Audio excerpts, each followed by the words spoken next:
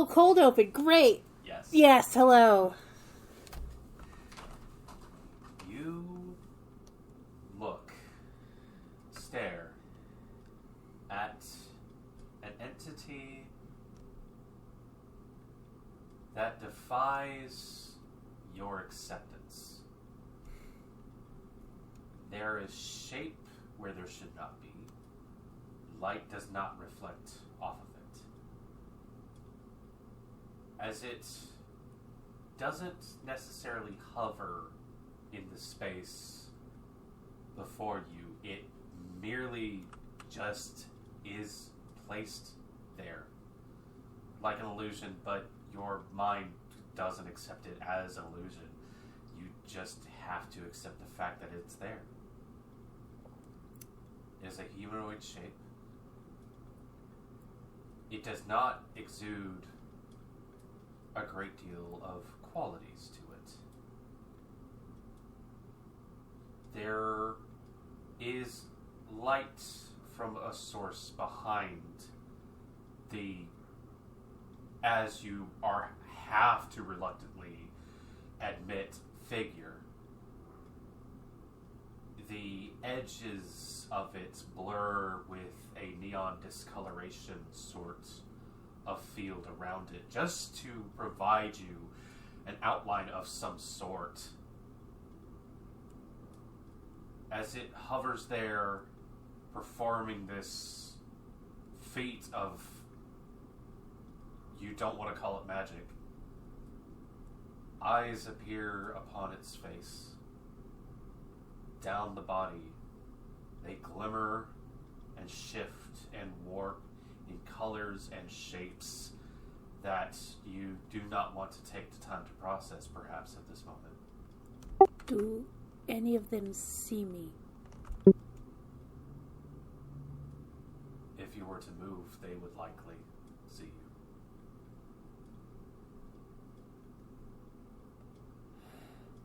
And because this is a new session, and we are so early in the manifestation of this, everyone did their roles. But I'm afraid I got the highest.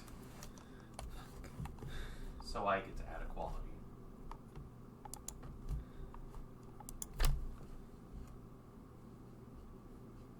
The other quality, feature, descriptor, your mind races with words that just are trying to define this.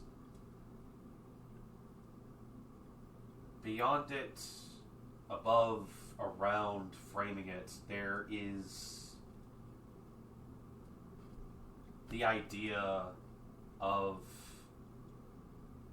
long, unbidden, uncolored, unsure what shaped hair, I would say. Like the ghostly idea of it that flutters off, it just drifts away into something like smoke trapped in water.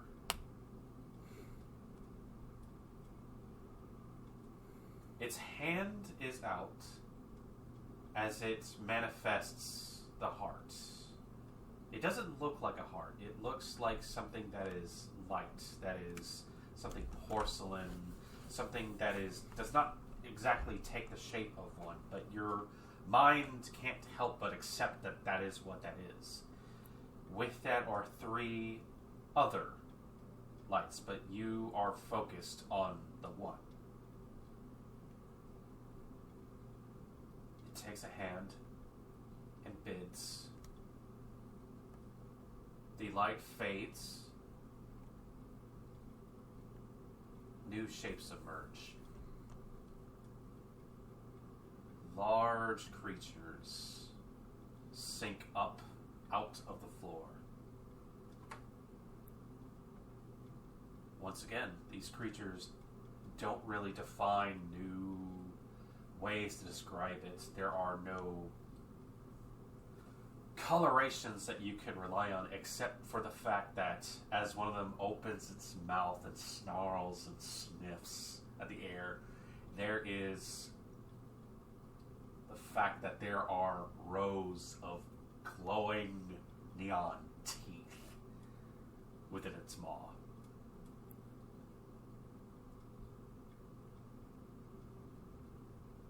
Four appear. Fuck. It motions a hand. The four disperse into the shadows.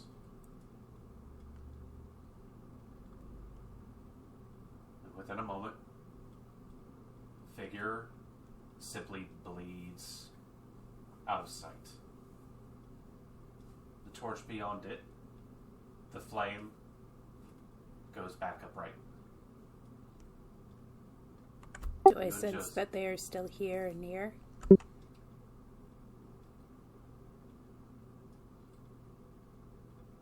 Your heart is able to finally catch a beat.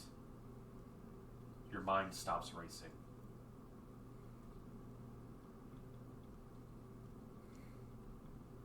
Who knows what that thing was? But there is something new around.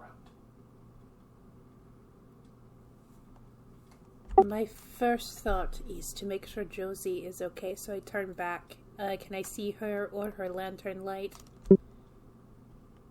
She was witness to this too.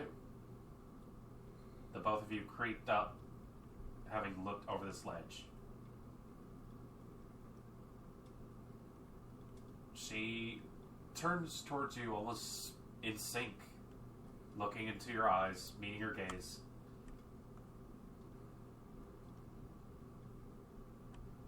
Just shakes her head. Neither of you, perhaps, she doesn't have the words.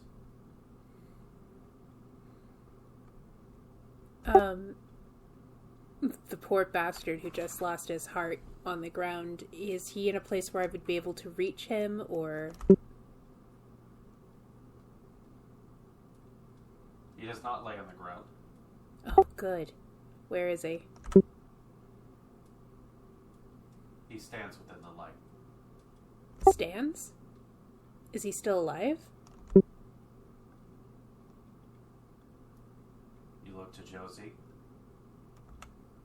You look back. And he looks at you and meets your gaze.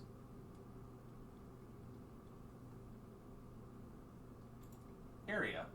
Oh, fuck. Shit. Shit, fuck.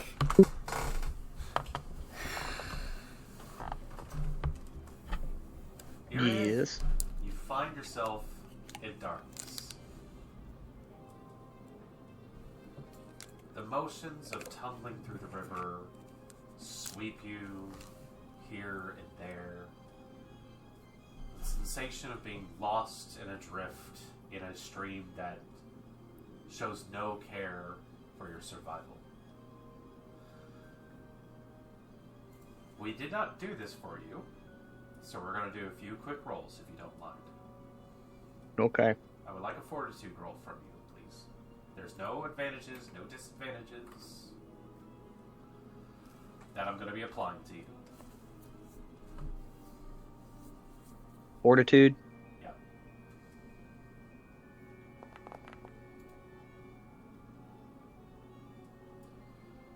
$17.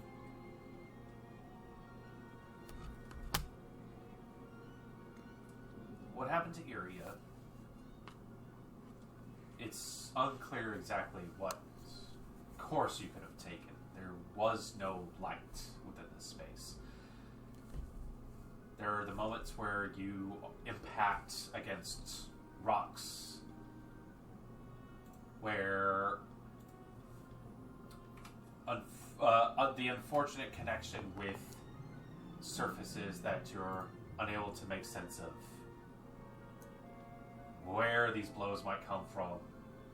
You managed to try to hold yourself together. You have lost contact with anyone else at this point. Without sight, it's hard to tell where even up is by this point.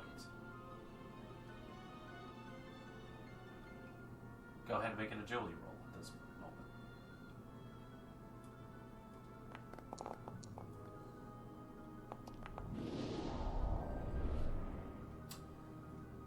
Still, you figure you do a fair moment of weaving through, trying to anticipate which way the currents would go to minimize the potentials of taking more wounds than is necessary. There's a few scrapes and cuts and bruises, but nothing too life-threatening so far into it. I would like a presence roll from you next.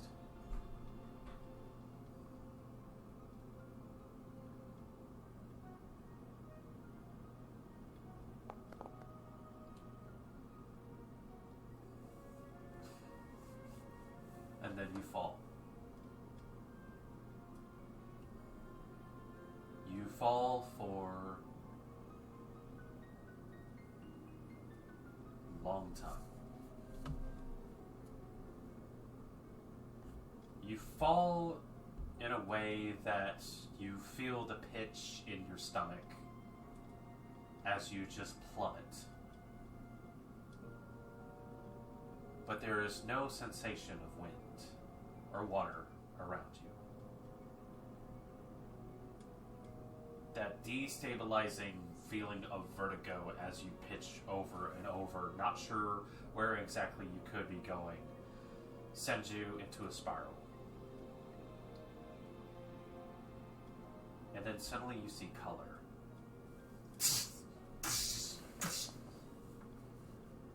Like cracks in the darkness around you. Colors you have not seen before, that have not thought of, that perhaps you wouldn't even dare to have considered. I would like a will roll from you now.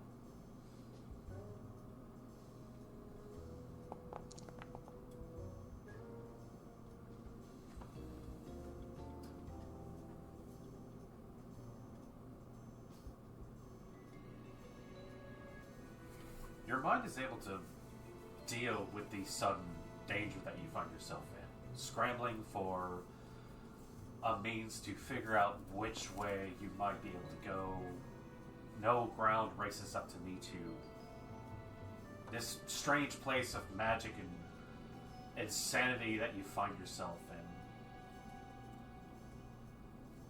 What do you do in this moment to try to deal with this? Would this be like a fear effect or something like that? Is it that kind of feeling? It is more like a feeling of being lost.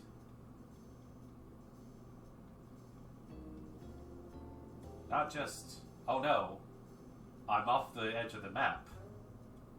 It is a bewildering sense like you're in a dream and you turn and where you just came from is gone. So I'm still falling, right? Yes. Or am I... Probably, as I'm falling, I just close my eyes to kind of... So the surroundings are not affecting thoughts. And just hold the sword as I'm falling and just deep breaths to try to just calm, to gather thoughts, not to let the situation overcome me. If you don't mind, one more presence roll from you. Okay. And I will ask, what is your toughness? Toughness 14. Okay.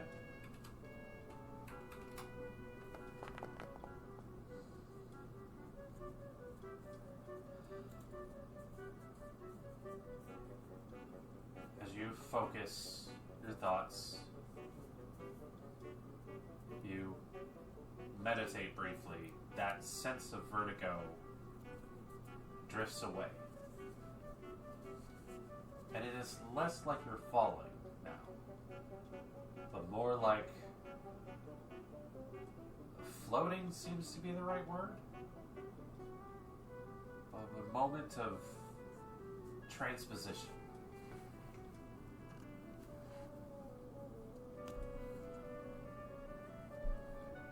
I would like you to Would the roll- sensation, I was going to say, would the sensation be the same sensation I get when I teleport?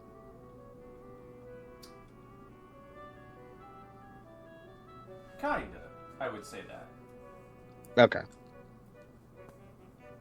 I would like you to roll 2d20 if you don't mind.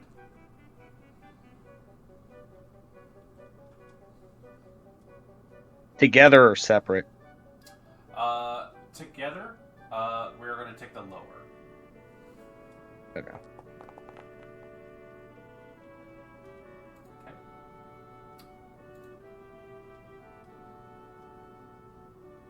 The feeling of movement begins to slow and stop.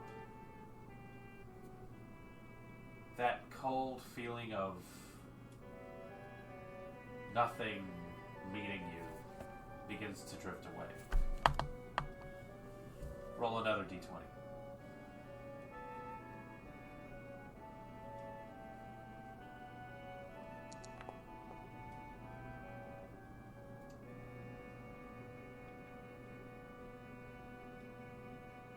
It's taking a while, but things slow down. The feeling of movements. Your clothes and armor and your hair and everything don't exactly give you the hint of movement anymore. But it seems like things are slowing down.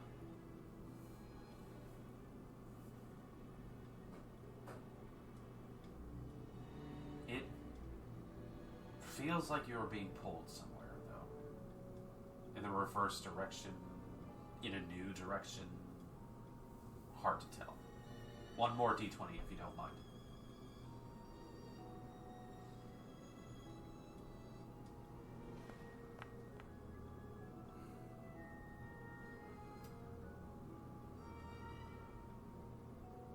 Things come to a stop. You were left in darkness. You do not see your own features, but your mind essentially bids you to hold on.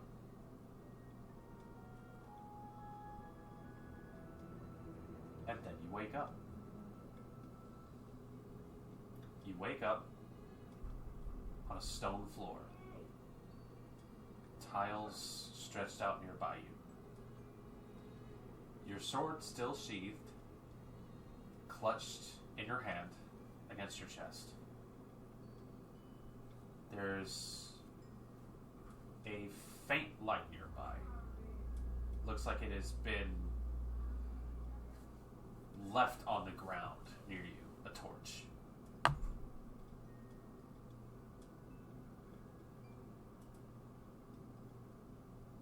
No water. No water. As a matter of fact, you start to check yourself. You are dry, although you are perhaps a little fuzzy. You have taken 6 points of damage, 3 of those being lethal.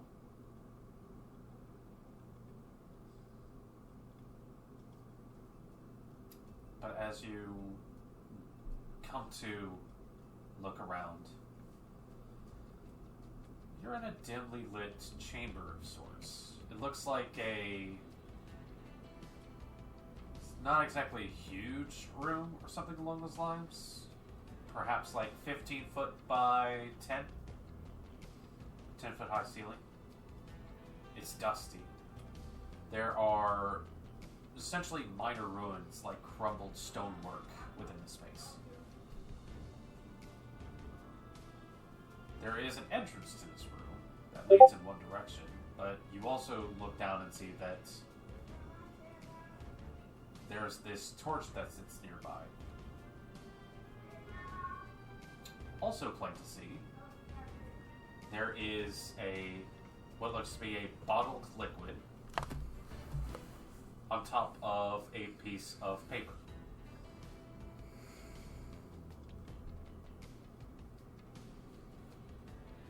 I would probably try to get up and make my way towards it, but immediately fall down because I am not in good shape at all.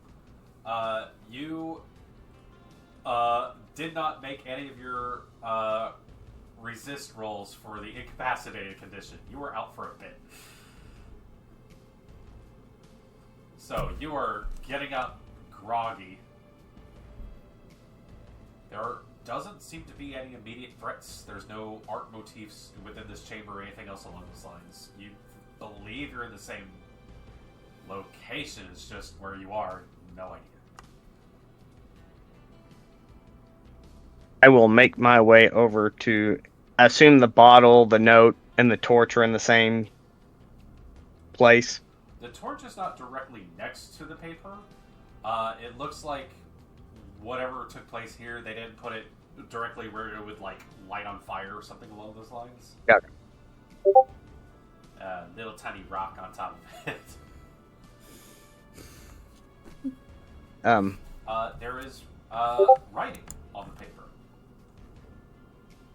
Good thing I'm not illiterate, so I'll read the note.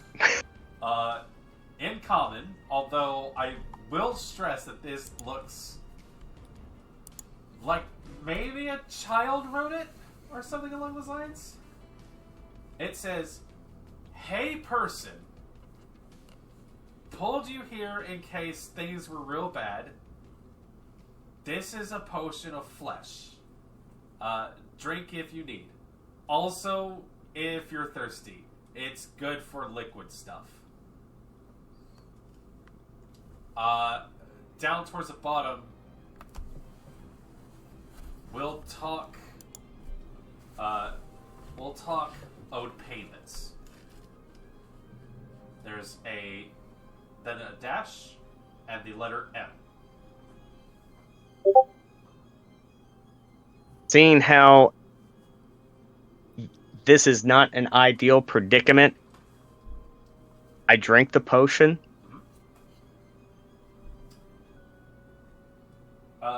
You are able to heal that the regular damage you took. It unfortunately does not do anything for your lethal damage. Lethal. It appears to be that this was a healing potion, although it's kind of like a slightly... You're used to, like... Undertown has, like, a bunch of blue healing potions, for one thing. This one's, like, kind of, like, off gray, purplish sort of situation. Not the same taste or anything like that. But it does the job.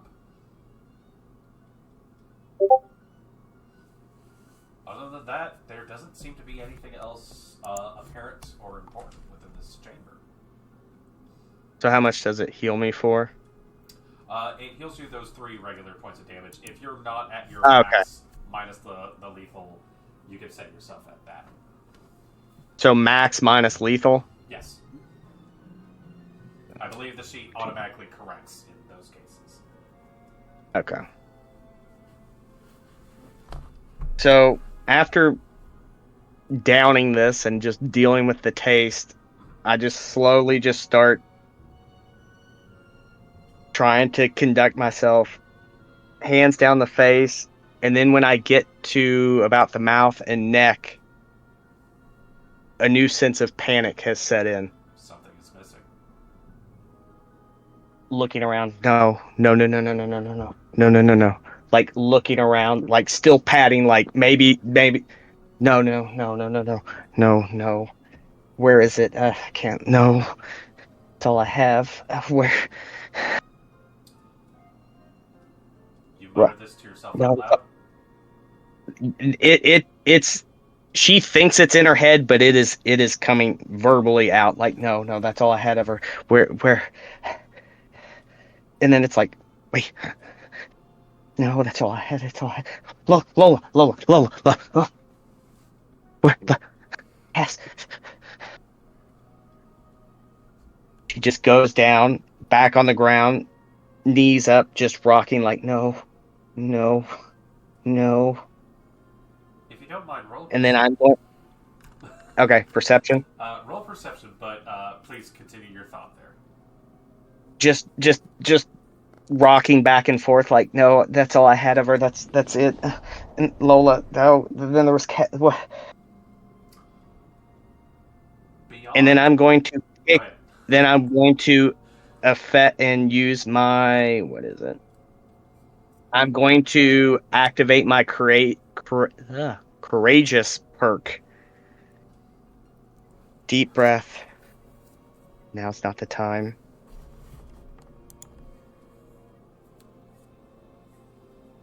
It hurts, but I'll get over it. I have to find them. And she gets up, and I go over to the torch. This is a fun, unconventional use of your courageous perk. This is your once per game session usage, I believe. Yep. Because of how novel that was, I will give you a legend point. And as you stop, take a breath, let those feelings perhaps wash over, pass through, or tamp it down somewhere. You hear from the entrance to this chamber, this tiny, tiny room, like a fucking closet of some sort. Is somebody else in here? Holy shit. Hey, if you don't mind, whoever that is, could you give me a hand, please? Have I heard this voice before? You have not heard this voice before.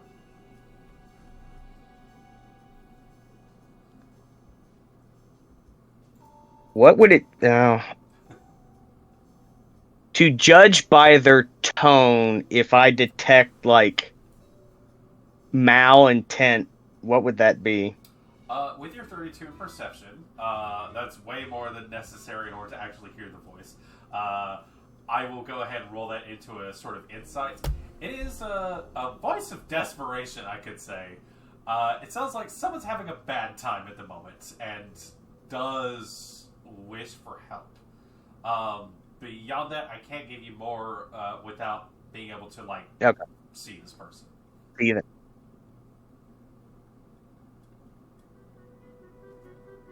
I will not say anything, but I will walk out towards this voice. With torch in hand and hand still on sword, ready to draw in case. You enter into a room with lights coming from many other directions. The walls appear to be lined with what look to be different rectangular sort of sections. And there are free floating bits of what look to be large crystalline sort of like gemstones or glass or something else like that floating around the area. And owing to your 32, your attention is brought upwards as they don't see you quite yet, but you're able to get a little bit of them as they go, okay, seriously, I don't want to be trapped here for a long time. If there was someone, please, I don't mean any ill intent. I just could use some help. You see the look of a man who lacks a great deal of armor, shaved head. As it twists a bit, he looks like he is being, like, lost in, like, trying to figure which way is up, which way is down, that sort of thing. And along his body, there are a series of tattoos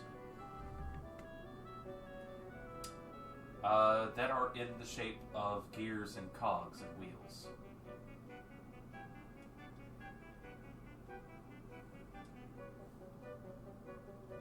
I don't mean to alarm you. I think I'm in the same predicament as you. If you help me out, I'll help you out. The figure twists a bit, and you see pointed ears, and eye patch on their face as they try to maneuver. They slowly drift in a way. Their flailing doesn't afford them any momentum whatsoever, but eventually you do see upside down they kind of turn and like are able to make eye contact with you, and you see the eye patch on their face as they look at you and go, "Oh, hey, thank goodness, sir. Okay, well, you're definitely not in the same predicament as me.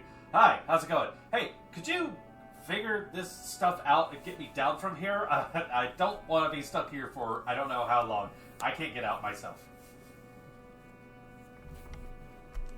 Do you have a name? Trust.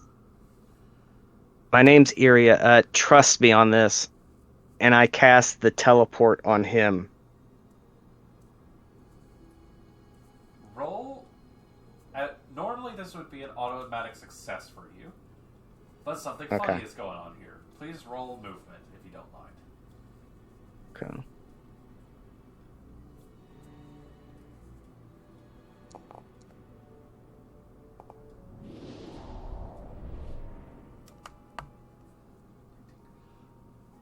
As you cast a teleport, you see that the crystalline container that he's in teleports with him. It appears to be that he is not able to break out of this, as if he is in some sort of prison cell. You also notice that in the teleporting process, it spins him in the inside a bit, as it starts going, "Oh, okay, I don't know what you just did, but..." So Hi. I'm not versed in this thing you were in. Do you know, is there a switch or some way to get you out? Well, I think it has something to do with... He's trying to point as he continues to, like, slowly wind down on his spin. That thing, he points in the middle of the room, and your eye was caught on all the lights in this room, but now you notice that there is a, like, plinth in the middle, like a needle of stone sticking up from the ground. It has something to do with that. By the way, I guess since you gave me your name, sorry. Hi, I'm Raylo Caleb. I guess you probably haven't seen the rest of my group, have you?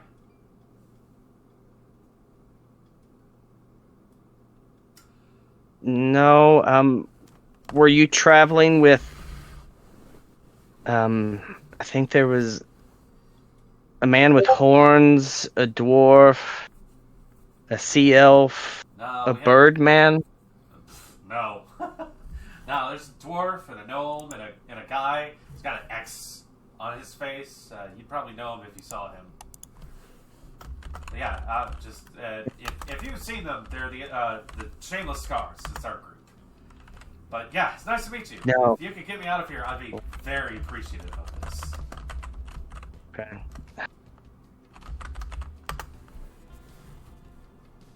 I will not make an expression when he says the X-faced man. Yes. I walk over to this area where this needle is. Is there buttons or anything of... You walk over towards this structure in the middle. A little monolith, if you will. Roll perception for me if you don't mind.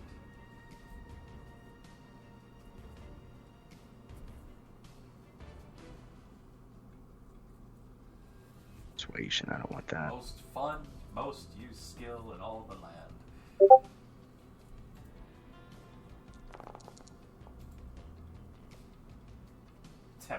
Not for me. Not for me. As you look it over, you begin to maneuver your way around the structure itself, looking for buttons, switches, something else along those lines.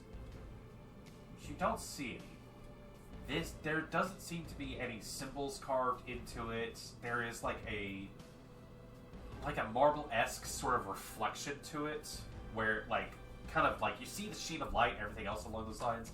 You're sitting here trying to determine what exactly is going on with it, when you notice that despite the number of lights that are in this room, This plinth casts many shadows.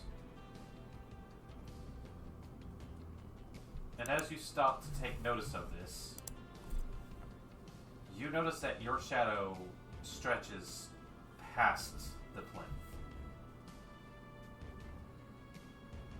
which then stops and turns and makes eye contact with you as it rises from the ground. It stands up, and in that moment, something shudders within this space. The lights disappear for a good moment. They come back. You see your shadow stand before you, sword drawn, with a look of ill intent on his face. And because you did a certain maneuver,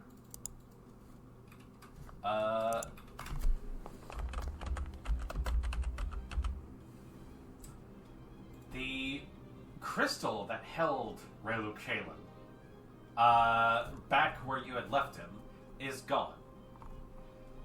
And in the moment of darkness and panic and attempting to make something of the matter, you hear footsteps quickly disappearing behind you as they lead out of a hallway into space, who knows. A door begins to slide shut between you and the retreating footsteps. What do you do in this moment? I book it and go under the Indiana Jones. I'm going to Indiana Jones it under the door. If you don't mind, please make an agility roll. And as the door begins to slide shut and you hear that motion taking place here, you hear in the exits that you're running towards, you hear, "Hey, okay, hey, thanks for letting me out. Bye. Nice knowing you." As the voice begins to quickly disappear into the darkness. 19's pretty good.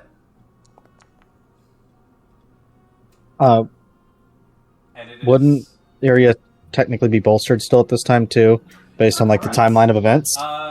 If Castria has that still, I didn't drop it. The only time I think I might have even considered dropping any of the boosts I have on people is when that Nightmare thing is in my face, and that is just because it breaks concentration.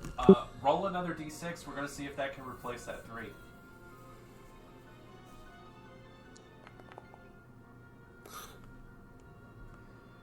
But as you go to run and slide forward, you see the door with a sudden burst of like shaking off dust from ages beyond slams. Can I teleport really fast? Unfortunately, that was a roll to try to get out of there. You picked your poison there. The door is slammed shut. You are unable to pursue after this man, and as you turn, you see your shadow is quickly following after you. Draw the sword. You draw your sword, you get up, you stance across from it. The lights flicker once again. Previously on The Power to Rise, our heroes have been separated to the vast different corners of the Undermaze as a river swept them to and fro beyond the strange interior world-shattering, strange world spaces that took place within this area. With the party being split into small teams and trying to get by, Ant and Lola managed to make their way through a unfortunate, super horrendously windy tunnel, but managed to make some friends with some the local wildlife. Puddle and Sherry managed to ferry themselves across the dead and keep themselves from being dragged into the river Styx. And Josie and Castria were unfortunate participants in a forced-upon board game of sorts, of cruelty and insanity. But with a certain moment, things went strangely awry. Shortly thereafter, as everyone managed to take their moment to catch a breath overcome their trials. It was then that Castria was able to be the first witness, well, first living witness to something that has just arrived. I would like one person from each of our teams to roll presence for me, or a straight D20, collectively agreed. This will be our initiative, if you don't mind. Kiri, you want me to get it? Iri, you'll be rolling for yourself, obviously. Okay. Would extraordinary presence help with this, or? Unless you really want to go ahead of everybody else. I'm just because I know you have extraordinary presence. I figured I'd ask. I think that's up to you. I would say no in this case because it's not really a social situation. So this is along the lines of like, who we're going to be starting with.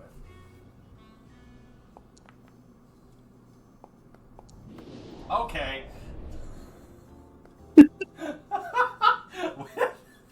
With just a D20, it looks like we're heading back that's to all Iria. I had. And you know what? That's perfectly fine. Iria.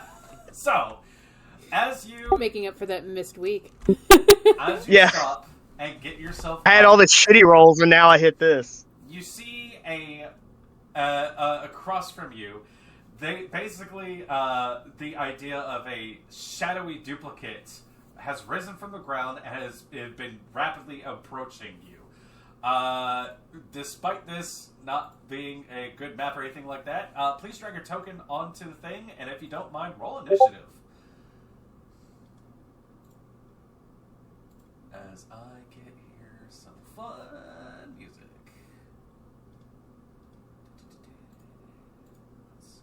Let me drag my token. Because I do it from the character sheet, right? Yes, you can do it from the character sheet. Yeah, it won't let me. Or I'm not clicking on the right thing. Oh wait, hold on, wait. Let's drag your token onto the thing if you don't mind. There we go. I don't believe you're still hasted by your friend, so we're going to remove that from you. I think I just have the bolster then. Yep. And just to make this very funny. Can you this is can you put like a black and white filter over it? And to make this a little bit different, just to make sure we can keep track of which one is going on here. It's the Spider-Man meme. Damn it! Oh Beat god, me it comes to it. over to you. Never mind. Death. Well, just flip. Just to keep track of your. Okay. You have. If you. We are going to boom, and this is going to be, as you can guess here. Oh god. It's the same dice color, so it's so fucking... We're just gonna go ahead and call it what it is. It's dark area. It's, oh wait! Which one of us rolled? You know what? I think that's funny. Just, no. Is that gonna continue to happen? Iria, you are first within this combat. Which one? Me or the other one? You. I'm fighting myself. But yes, you are the first one to act in this case.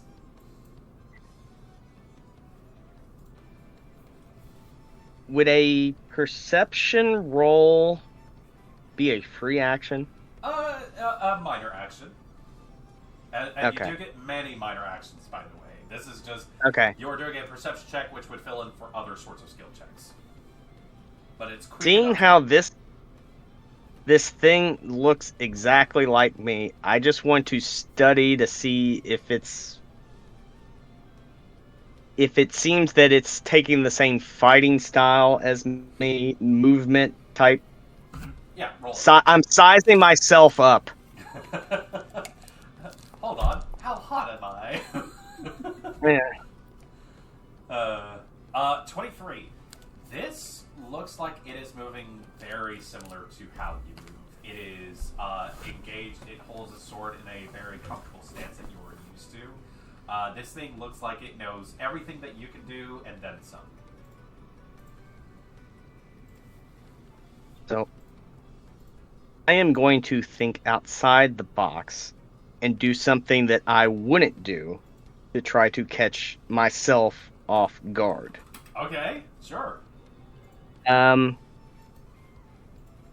While holding the sword, I am going to quickly go to my side and throw a shuriken at it. Okay, got it. So, I'm bolstered 1, so is that an advantage? Yes, you do have advantage to this. Okay. Okay. That would normally hit. However, to make this more exciting, I am going to make this as a rules thing for you. This thing gets to make defend rolls. It does so without canceling its next major action. However, in this case, it does not roll very well, and you manage to lay a fair amount of damage into your shadowy self. As it does so, you watch as the shuriken sinks into the side. It looks like it, as you go to move, it copies you in the exact same moment as your blades sink into its side. It doesn't react like a normal person does, but it still looks like it takes the damage from it, and there is a voice that comes from it that sounds like a darker, deeper intonation of yours. As you manage to strike it,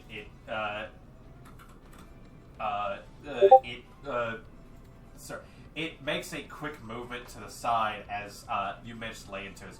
Good blow, but it is not down just yet. And hold on. And I will say for movement or something else along those lines, you get another quick tap. So, do you're dropping its health is dropping my health. Is that? Is it? That should not yes. be happening for you. I okay. My bad. Because I'm like, oh shit. I'm like, uh oh. Hang on. Okay, you should not be at that. So, my apologies. Hold on. Okay. That changed. Okay. I'm Because just I gonna looked have at to- it, I'm like, oh shit. I'm gonna end up killing myself. You know what? I'm just gonna have to keep track of what's going on here. Why is that happening? Anyways, I will forget what I saw. Yeah. You're not killing yourself in the process. Don't worry. But you get like, And then, technically, since we don't have a map, you get a tactical movement sort of thing. What do you do? since that was my, then I am going to bamf behind myself, and then I am done. As you bamf behind yourself, it seems like they flip to face you perfectly as you do so. It seems to know precisely where you are at, in just about all times in this case. That could be the case. But yes, it is going to turn around, face you, and is going to take the sword and attempt to swing at you. It is not going to do this as a focus because that would be dumb. Your guard is... Oh, my apologies. I did not roll that correctly. But, you know what? I'll just roll another tribute dice to see if that does any better. Guard is 17. Okay. That's going to replace the 2.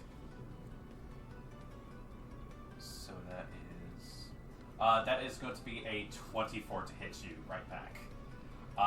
1 point less than what you dealt to it.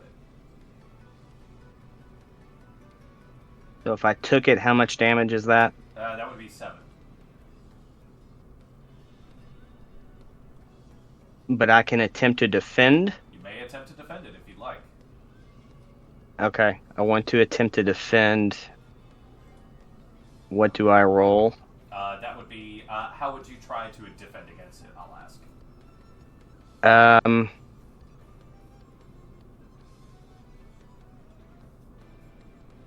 ask. Dodge, so movement. Roll agility for me. I would say...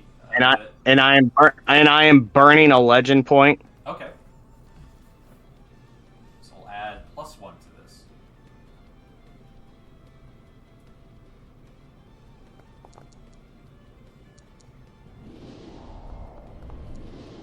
Okay. 23. You go to dodge, and as you do attempt to do so, you see it. It basically corrects for your movement and just barely manages to graze you. It only manages to deal 1 single point of damage to you. But as that takes place, you essentially are able to back off. You see it takes a moment to, just as you did, teleports back to kind of gain space between the two of you. That is going to be its turn. It comes back around to you. I am going to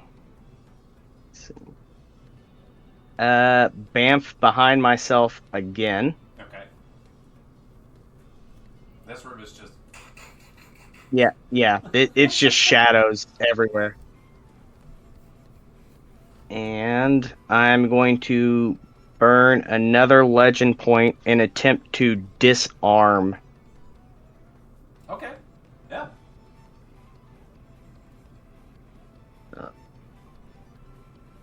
What's the load?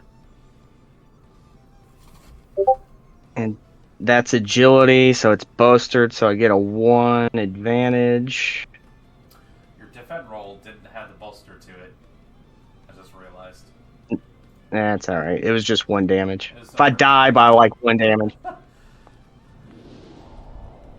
And this is a +1 to disarm. Yep. Yeah, you're easily able to, with your sword, come in, swipe at just its hand.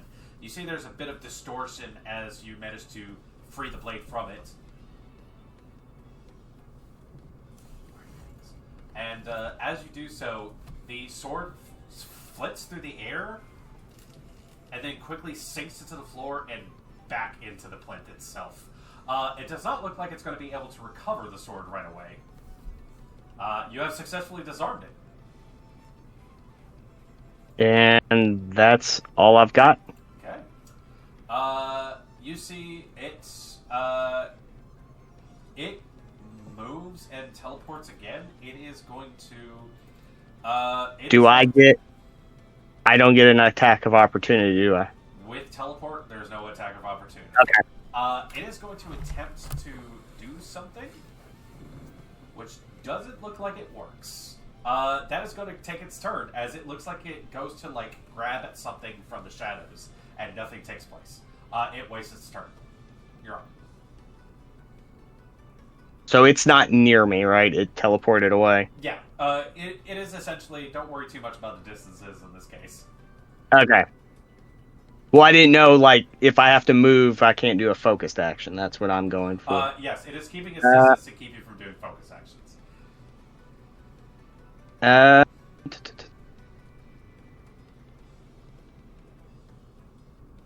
I'm just going to...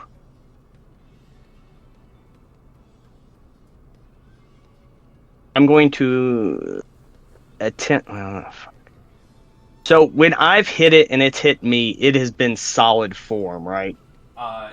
Yes. Which Okay. moment it hits you, nothing has stuck in you or anything like that. There's just been that one little tiny. Okay.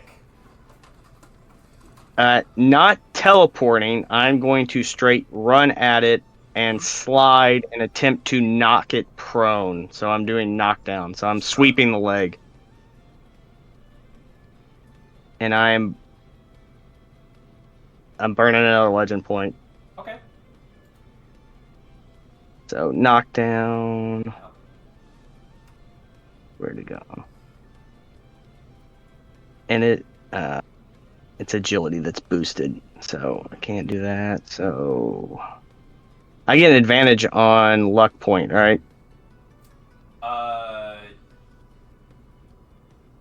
Say that again. I'm sorry. So when I burn a legend point, I get a advantage, right? Advantage 1 added to that, and then you get a +1 on the total score. Okay. So if you're doing agility, that should be. Oh dear God. Okay. Oh my god. I like how I got a 20 and a 1, so I got the good sound and the bad sound. Not the duality of man. You come in while it's just trying to grab at something. As you do so, you see it like makes a shrugging motion and goes to pull another one of like a duplicate of your weapons off its back. And as you come in, you see it. You make solid connection. You disrupt something within it as it like kind of shudders a bit and goes and hits the ground. Part of its form melds with the tiles on the floor and then forms back into solid mass. That because of that amazing success, something else is going to be applied here. As in, it is going to be stunned for its next turn.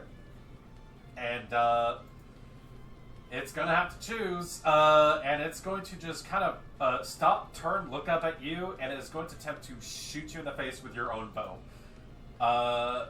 However, it is on the ground. They get disadvantage on this attack, I believe. So that's just going to take it down to normal, I believe. No.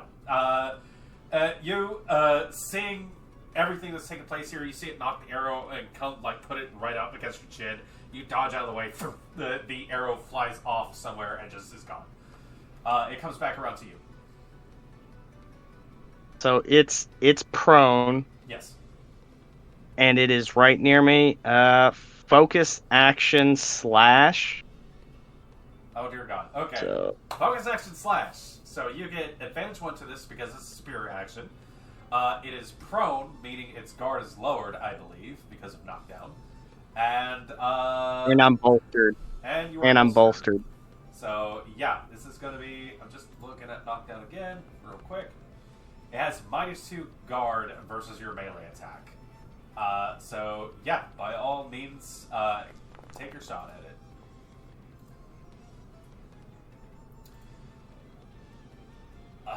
Man, a 16. No, 16 hits. It actually does take damage from that, as you manage to slice into the side of it. It tries to wiggle out of the way quickly in order to get itself out of there, but no dice.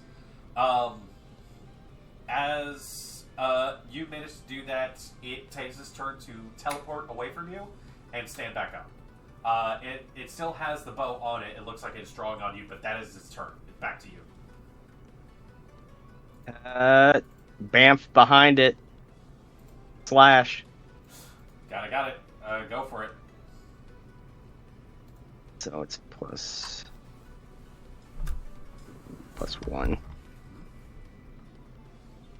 And it probably knows I'm behind it, so lethal is not going to set in, right? Yeah, okay. Like the moment we know each other, so we know all of our tricks. So yes, it's perfect.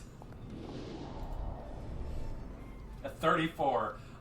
It has to defend against this, otherwise it is going to be very bad. So it is going to attempt to dodge out of the way using the bolster that it still has.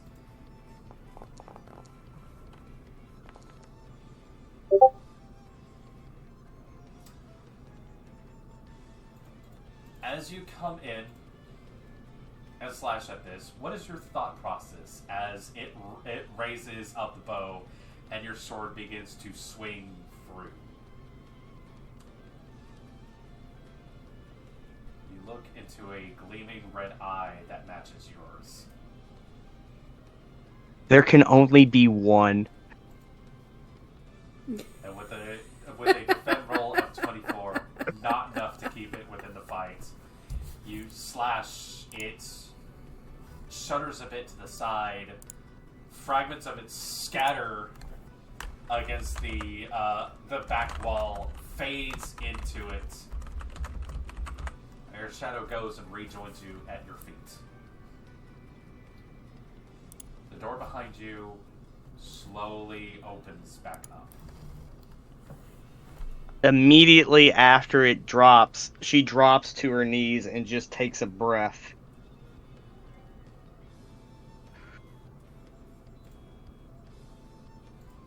Composes herself and just slowly walks towards the door.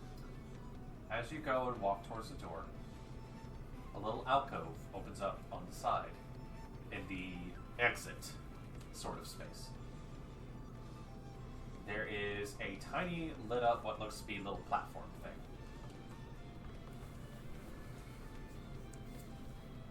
I walk over to it. You see a small satchel. I pick it up. You pick it up, and I will have to get you what you get out of that. Okay. But as you grab that, you can do a couple of different things. You can either pursue after the guy who left you in the lurch, or you can take the time to look inside and see what this thing is. It could be anything. It could be a boat. Could be more magic beans. Boat. It's Magic a boat. boat. It's a bean boat. A boat made out of beans.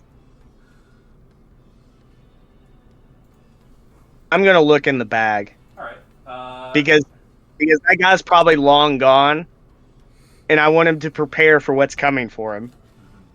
Even though, in theory, I know what happens to him. Yeah.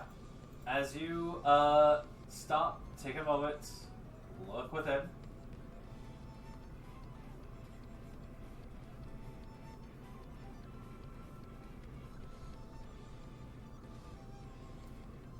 Sorry, looking at what the hell this thing is.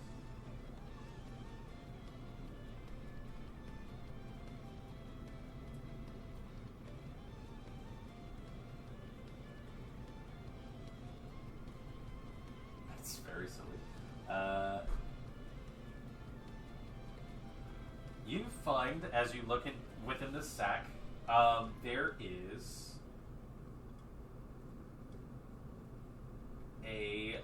there appears to be a staff on the inside. And as you stop and take a look in, it's like the sack is not big, and so it is. You open it up, and the staff just kind of starts poking its way out. It's one of those cans that the snakes jump out. Almost. It almost surprises you, but it's just like da-da-da-da-da-da-da. Oh, okay, back in there. All right, yeah. I'll save you for later. So yeah, you just quickly put that to your side and shrug, and I guess you begin to make your way out. Yep. Okay. Are you moving quickly, calmly, stealthily? What are we doing in this moment as you begin to... I'm walking with a purpose. Got it. So not fast, but there's a little bit of initiative in my step, but it's that, like, cool, badass, like, I'm just walking. Got it. Area, I'm doing cartwheels. I'm doing cartwheels. Skipping. Place behind, maybe a little pump to jazz about yourself. Do a cartwheel, maybe do a few little dance moves to yourself. Nobody's watching you at this moment. No one can judge you for what you're doing. Spying diamond. But you make your way into the darkness. Unless you decided to, but there's also the chance that you decided to double back for that torch. I would have picked it up. Yeah. Gotcha. As you... The door shuts and it's dark. It's like, fuck. Castria. Yep. You are next in the list. So, you and Josie look at each other, having just witnessed the strange thing that took place. She blinks a bit, trying to make sense of what she just saw, and looks to you.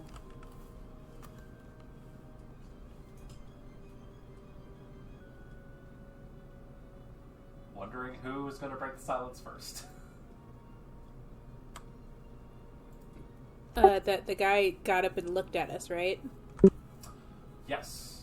Now, he's looking at our direction. Does it look like he sees us? Like, is there, like, a sentient acknowledgement in the eyes? It looks like he's noticed something. It's hard to know if they're, like, looking you dead in the eye.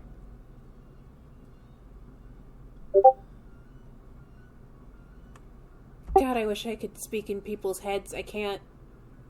That's a different character. She just carefully, with the slowest movement she can, just places an arm on Josie's shoulder and tries to motion her to be, like, behind her just in case. Okay. I feel like if I move, it's gonna see me anyway. So, Kestria just... Are you... alright? Do you turn your head away from the figure? Yes, to like, caution Josie. Yeah. The moment you turn, look away, and look back, it is full facing you.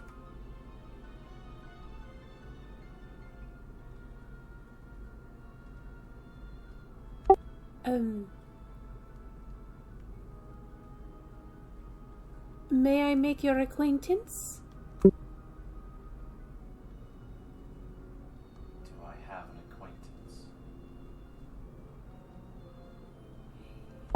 That is not for me to know. Do you address this one?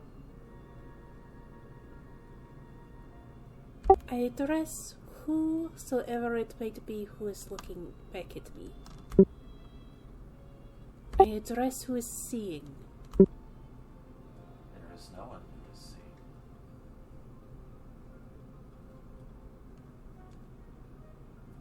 seeing. All right. Is there any way we could be of assistance to you? You seem about as lost as we. You do not need to help this one. As it says that, you notice that there is that large... It is not a cavity, it is a straight hole through the chest that goes beyond, and you see lights kind of pouring through.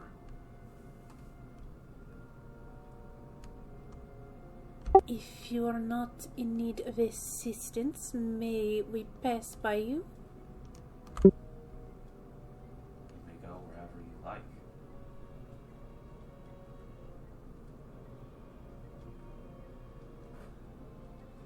Alright.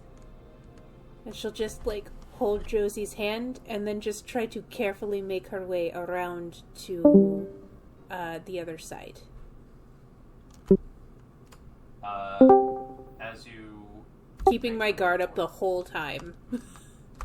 You look back at Josie at any point during this. Yes. You see as you stop and look back, it hasn't moved closer, but it continues to face you. It doesn't make any motions. It just kind of just stands head facing you. As you get up and move around it, the head kind of slowly tracks after you. And I will, when I feel like we're in a safe spot, lean down to Josie. You looked a bit familiar. Was that one of the people you were looking for, Josie? I haven't seen his tattoos. His tattoos are gone. And I'm assuming you've moved a little closer to him by this point. There is no coloration in the eyes. There's no whites, there's no iris, there's no pupils or anything. It is just empty void.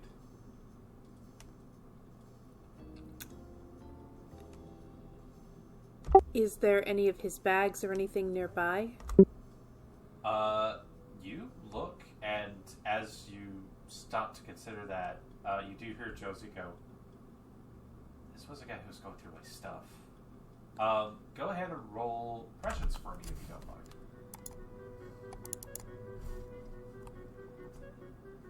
because technically speaking, you can have the means to do so at this moment.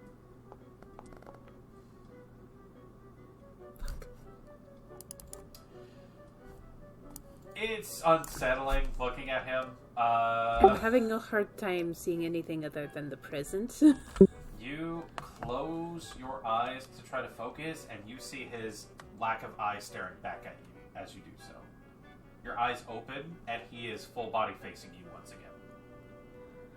I don't think he likes me to see.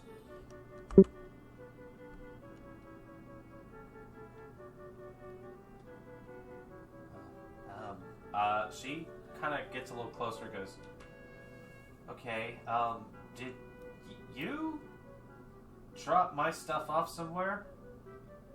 Did you see the figure still making facial contact with you? Does not turn to acknowledge her, except goes, the one that occupied this did steal from you. They were chasing after something. They wound up alone. Then they were trapped. Then they found the one.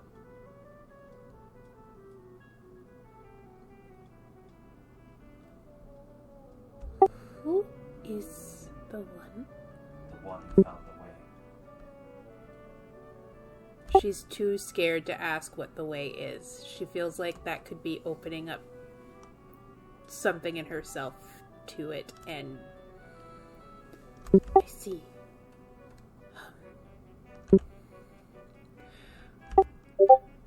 How does one end up in a predicament such as the one you now occupy?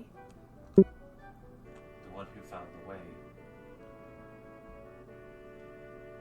has taken what it needs, or what we had.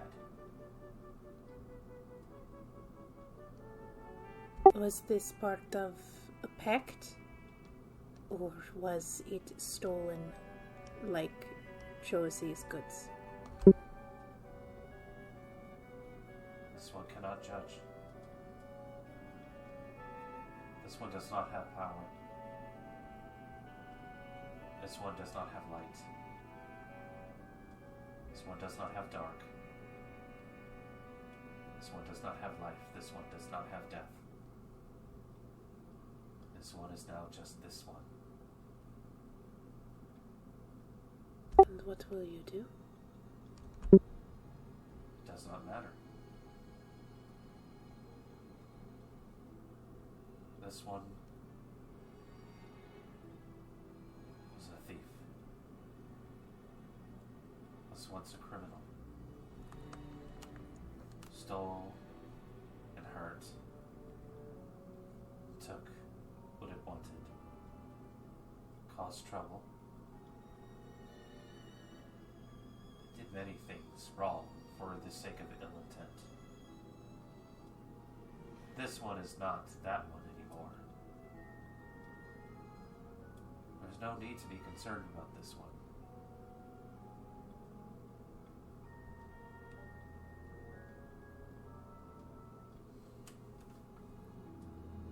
About Josie's things, do you remember where it was dropped?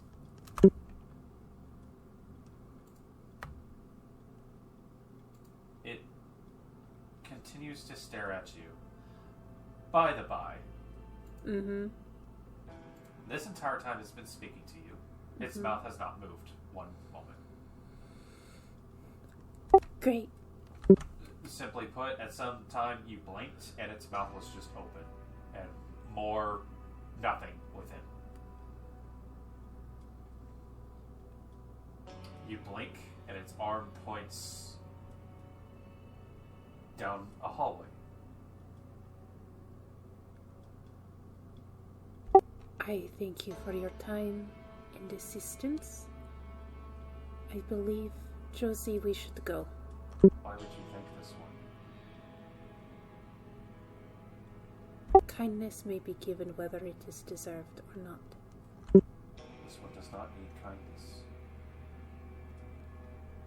perhaps I am the one who needs to give it. Kindness comforts both the giver and those who receive. Castro, I will ask you if you would like to roll persuasion or presence, your choice. This feels important. Hang on, let me look at my stats.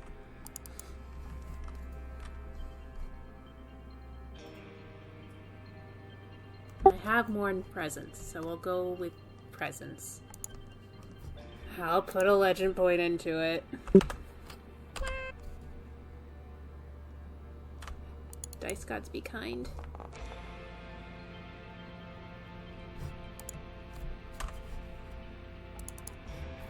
It's a 12, but that's not too bad.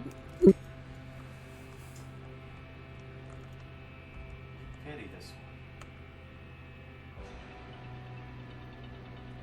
one. Pity is not the word I would use.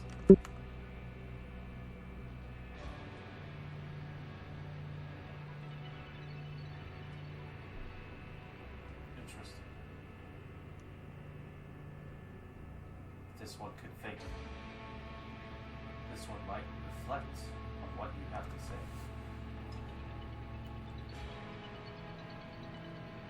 This one will remain here. This one needs nowhere to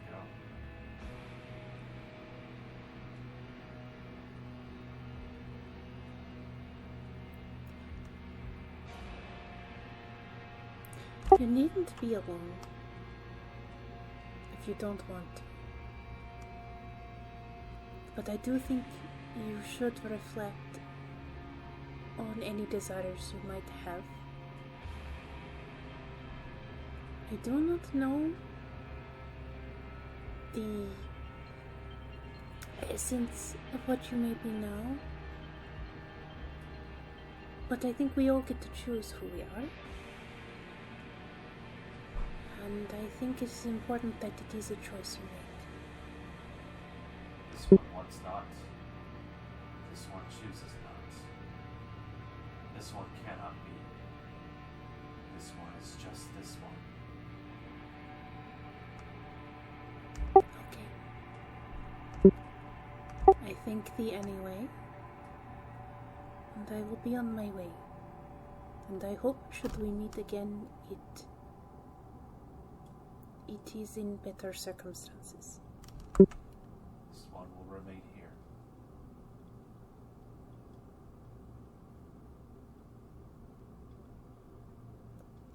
Josie, let's go. Down this way.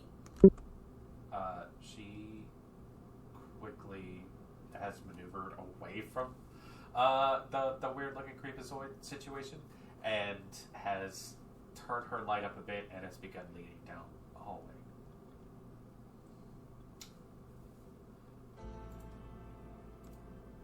As you depart from it, this empty something that was once someone you have not met, not heard of, there is something lacking from what they were. As you continue to walk down the hallway, you see bits and pieces of various items and objects scattered here and there. You see a few gold coins here and there. As a matter of fact, if you want, you may roll a perception if you'd like. Let's see if I roll above a 10. Also, get out there. We don't need this anymore. Oh, now I roll. As you continue to walk, or in your case, Slither, you have to find a few knickknacks and objects and items here and there. You see there's a number of, like, a few semi-precious gemstones. You see gold coins. You see at one point you do find, like, there's a smattering of ball bearings there. Don't have to worry about that one too much. You kind of sweep them out of your way. But eventually you find that there is a belt of some sort with, like, pouches and other things on it. And as you come up to it, you see Josie looks down and gets excited about it and just goes, "Well, there they are! Huh! Oh, good. Is that all of them? Huh. Yeah, that's my stuff!"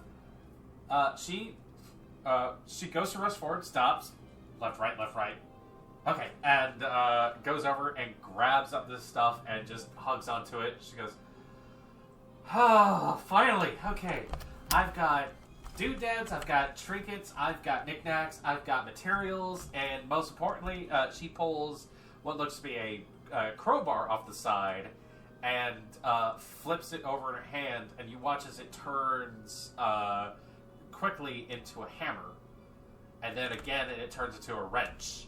She goes, "I was missing this." You do have your own sort of magic.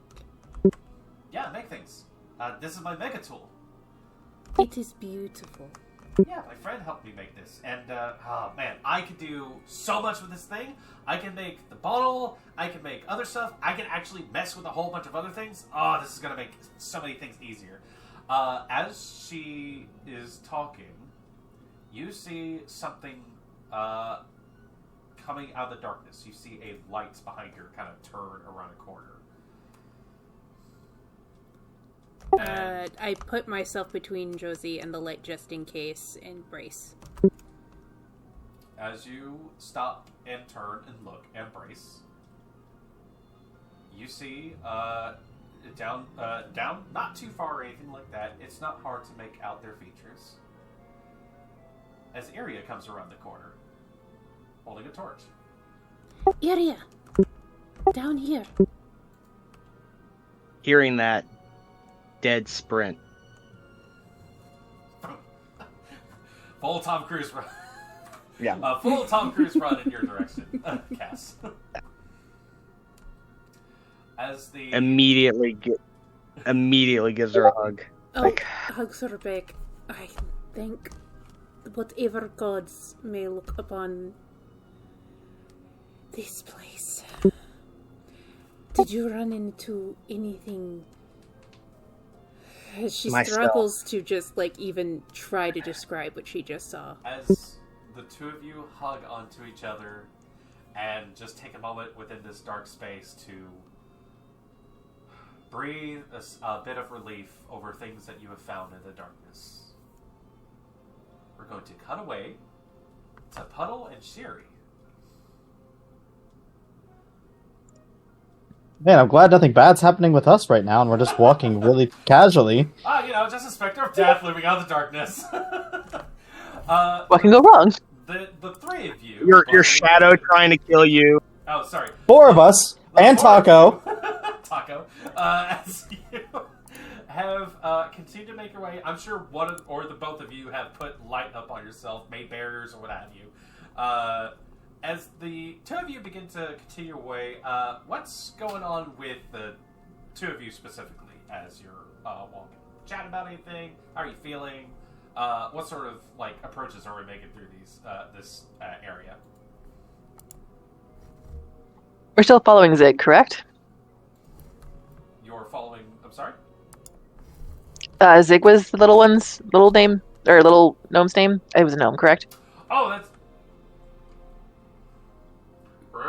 Correct me if I'm wrong.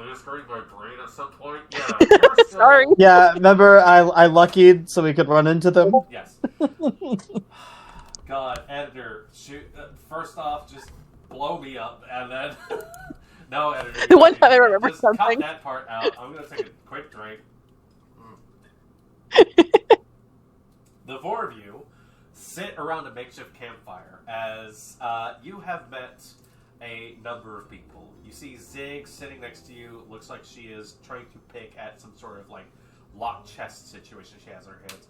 There's a dwarf who is just sitting cross-legged, as much as he can be, is a dwarf, kind of peering back at the two of you, looking like sullen eyes on their face. And the man with the X on his face, Carvis Gray, sits across from you. So you haven't found this guy.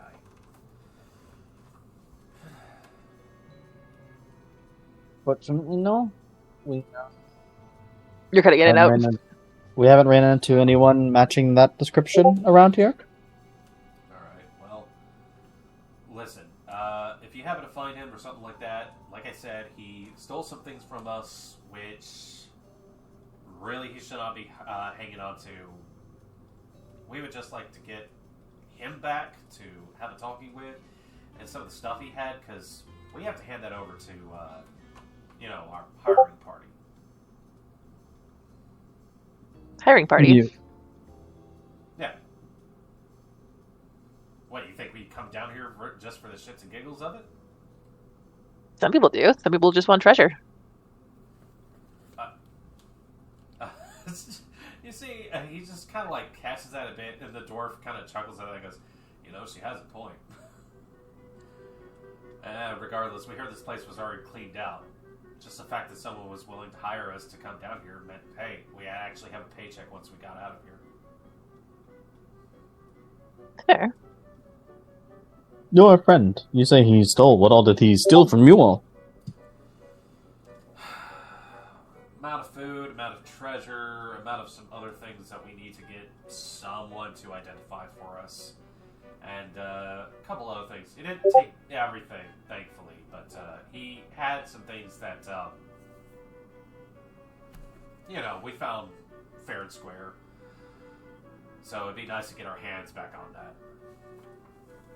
You had also mentioned that he had stole from others, too, right? We do have your word that you're not going to try and attack us and take our...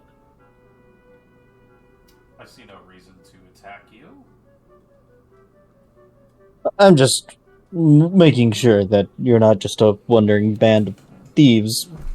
Pardon my cautiousness. It's a little uneasy down here. Siri, perception check if you know. Okay. What? Nope. Hi! Just, Oh, no! Oh my god.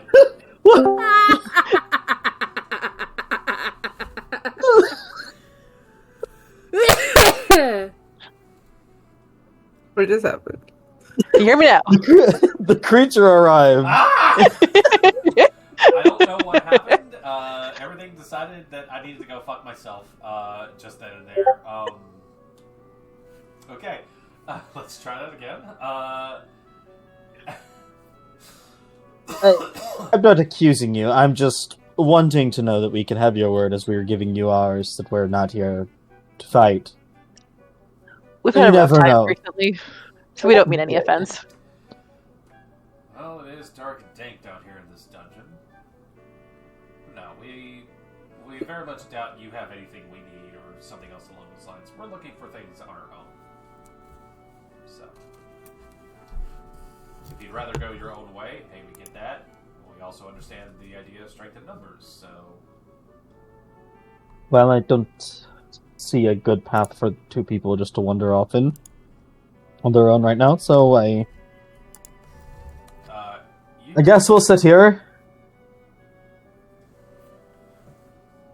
at this campfire and try to dry off and not die. I like the idea of not dying. That's a good plan. Yeah, you guys can do that. You see, he's kind of like narrows his eyes for a brief moment as he's like studying you between, a woman who is on a little bit of fire. You see, like he's looking over at a very sparkly undead princess sort of thing. He can't tell, sort of situation, and tiny skeleton who has lost his disguise somewhere, and Oh shit. yeah, and an octopus in a boot who seems to be content with just doing little tiny splashes every once in a while. I also do have a giant painting strapped to my back. Oh, I thought you had rolled that up. Oh, is that framed? I thought it was like framed. It was framed, but I would say that you have found a way to like pull it out of the frame and like Okay, pull it up if you I want. would have. Then yes, it is. I thought I had to like carry this thing around as like No, a you big being who you are, you can probably be like, have you never stolen a painting before? Yeah, no, okay. I thought I had to carry it around like in its big old frame to make sure it didn't get damaged or anything. Yeah, no, you So, managed to tuck it away. If cool. that was the case, it would have been ruined in the fucking river, maybe.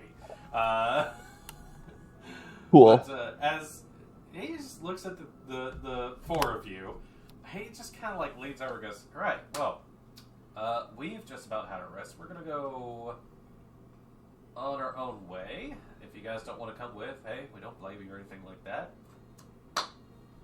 But again, if you see him out there, just know that he has our things."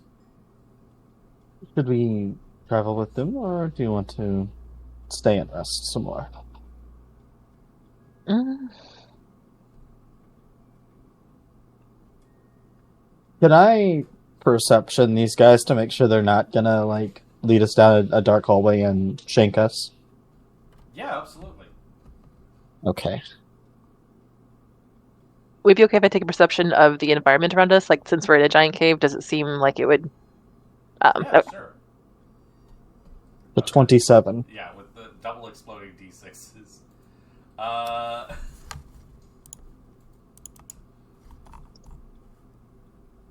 Looking at the three of these people, it serious dork. I'll say that. Outside of your little, I don't even see what I rolled. Like, dark souls out there. Puddle, I can't even see what I rolled. you clock him a bit. You've spent some time with some people who could betray or backstab you at any point. You've seen maybe a couple of meetings, and what's the word? I've seen a parlay or two. Parlay, yes, thank you. And as you kind of look at him, you see these three are on edge. Well, two of them are on edge. The dwarf looks like he is kind of chill at the moment, but definitely still keeping an eye on you. Especially with the 27, you'll notice that not once has his hand drifted away from what looks to be a short sword on his side. You could go with them, but it does not look like these three trust the two of you. Well, four, but... The way that they're heading, if I look at my compass, is it the same way that my compass is pointing? If you let them get up and start to, make their way, it looks like they're not heading in that direction. They don't seem to be heading towards where our friends may be. So, I don't think... and I say this kind of quiet. I don't think they have our friends' things here. I think that their friend ran off with them, as they've said. He seems a little tense, though, personally, I trust him a bit more that he doesn't trust us, because anyone that immediately trusts someone in a dark cave doesn't have... Usually, they're either not very smart and aren't good to have around, or they don't have the best intentions in mind. I have mixed feelings about that, since I trusted someone I had just met a while ago who ended up being nice, so I don't... I'm not saying it's stupid. I'm not saying it's always a bad thing. I'm just saying their distrust of us proves that they're not ready to just immediately jump and kill us. They're waiting for us to do something to have a reason to kill us. As a matter of fact, Puddle, with that 27, as you're kind of speaking with Sherry, glancing over back in their direction, everything else along those lines, your ears do happen to pick up. It is a quiet chamber that you're in. Despite the fact that you are trying to keep conversations settled between each other, you do happen to hear, "No, it's going to be okay. Hey, if they start following us, don't worry. I've got ways to shake them off or two."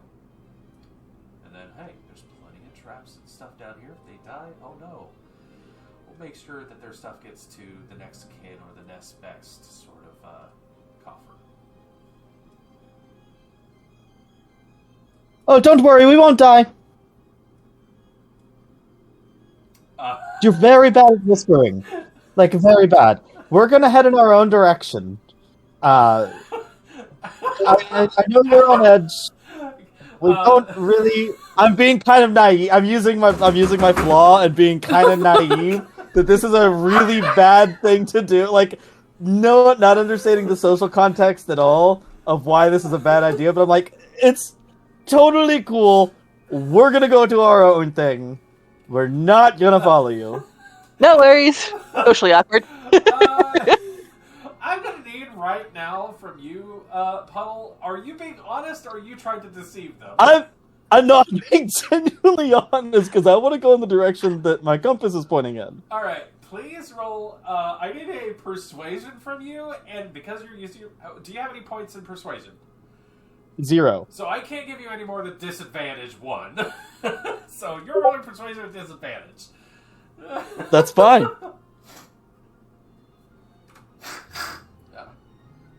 It's a 9. Okay, just a second. That was not what I was expecting.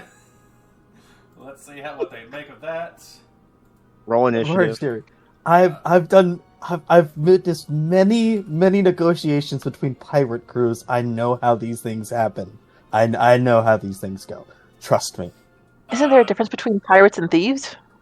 You see that Carvis kind of stops as you call it out, turns, looks at you in that sort of like slow look of like someone who looks like they've got their hand caught in the cookie jar, and as they're like starting to make eye contact with you, you see the gnome reaches up and punches him in the thigh, and there is like beyond the armor, there is that like sort of bodily recoil as the impact hits him, and he goes, "Ah!" Are you alright? He's fine, he's having a cramp. It's a bad thing to have in a situation like this. Like, you are in a very dangerous place. You should probably eat more fruit. Fuck! She goes, yeah, I've been telling him that and everything else along those lines. Okay, hey, Carvis, we'll go find our healer and then you can suck a lemon or something. The dwarf just kind of shakes his head, like steeples, like pinches the bridge of his nose as she reaches over, grabs him by the shirt, and starts dragging him away, betraying an amount of strength that doesn't look like it should fit her frame. They swiftly disappear into the darkness. Alright, well, that could have went worse. I don't think it could have went much better. Shall we go? And I just kind of... Yes, let's. Yes, let's. I take it you guys are not going to be following after them and will instead make your way... I don't... honestly, like... It might be... Josie might be a little upset, but Josie's items and my tier list of things that I need to accomplish right now have moved down a couple pegs under find my friends and make sure they're not dead. Yeah. Unfortunately, with that persuasion and everything you had, if they did have any important things on them, they basically realized it's like, hold on, why are we... You guys seem suspicious. We're going to leave. So... Fair enough. That's me being naive and thinking that calling out their secret conversation is perfectly normal to do. The two of you get yourselves up. There's just a small campfire. You're free to do any boons or banes or anything else. Probably not banes. But get yourselves up, dust yourselves off, and make your way.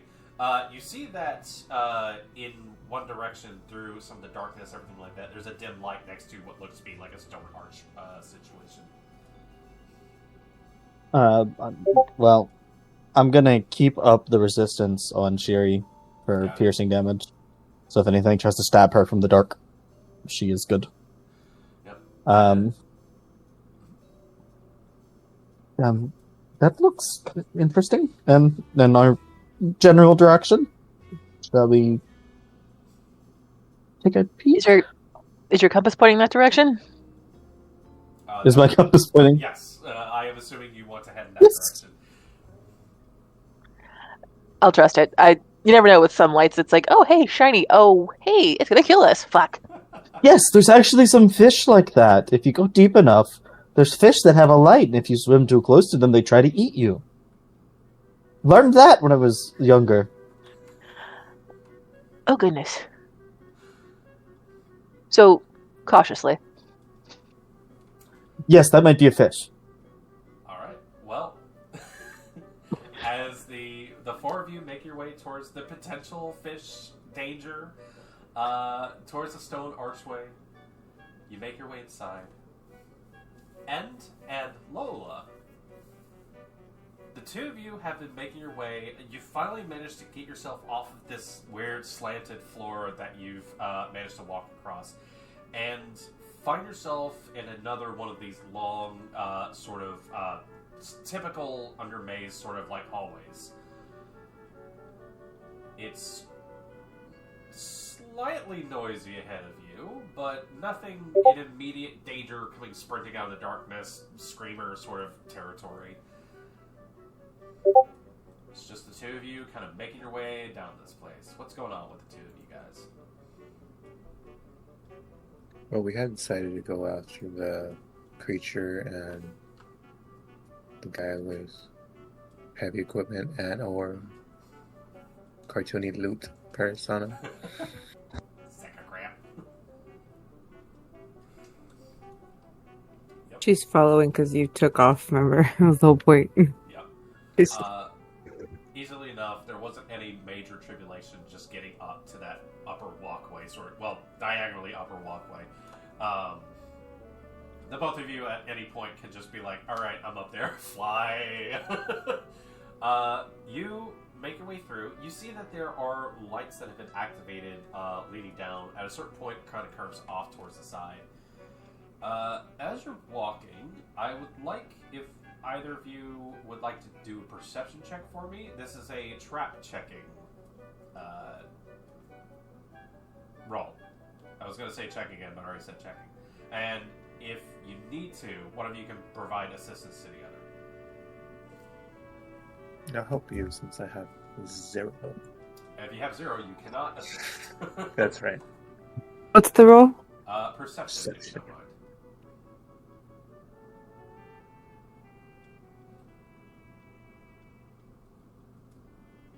15.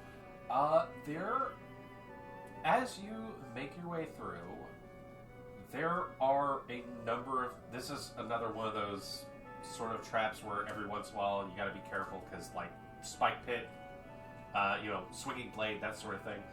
But you do notice as, like, you kind of come around the corner, you're able to avoid some of the stuff in, like, your one stretch, and then as you come around the bend, you see some of the traps are in the process of resetting.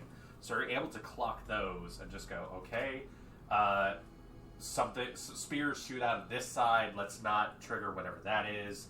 That swinging blade is still in the process of slowly resetting itself. You actually do a fairly decent job of, like, avoiding this stuff, but it's along the lines of, like, just haven't seen these things gone off. You get the sense that the two who are rushing through in a hurry just basically hit every single fucking thing on the way through and have just left it to all kind of, like, slowly self-reset. So, in the process, you guys are just kind of, okay, just stepping over, we don't need to get hit by that. You guys don't take any damage from the situation. You do have to move a little carefully. But, Lola, at one point you look up, you see one of those, like, ruby eyes that, like, kind of shot you that one time.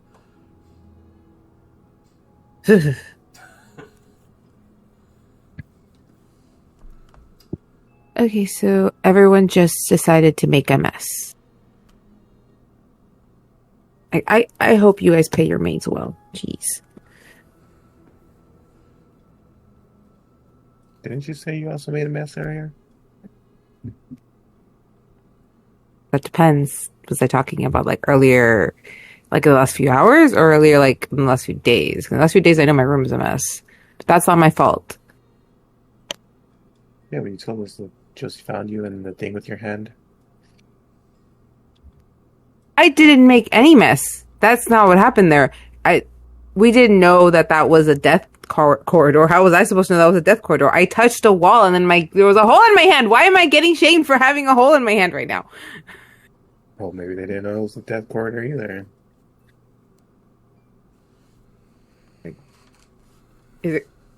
Is it cruel of me that's kind of hoping they got hurt? Because this is a lot of mess. It would help to catch up with them. Speaking of, did they get hurt? Is there any like blood on the floor? Oh, with 15? Yeah, there's a lot of blood. The blood that you're seeing is like a weird mixture of different colors that is like stuck to like walls and sides and floors and shit. And it just kind of has like this weird oily sort of like substance to it where like it changes color depending on how the light hits it. It is, yeah. The two that made their way through here did not get through this unscathed. It wasn't like a perfect Tom and Jerry situation where like they both miss absolutely everything that's coming down. No, Tom got hurt.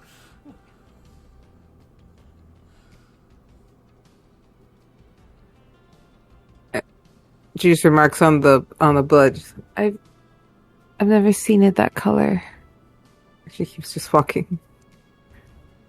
Lola, roll alerting for me if you don't mind. I got none in that, so. That's fine. I'm 16. I have to disagree with you. You have seen that color before. I have seen it this color. Very recently, when a bunch of roach dudes were tearing into something.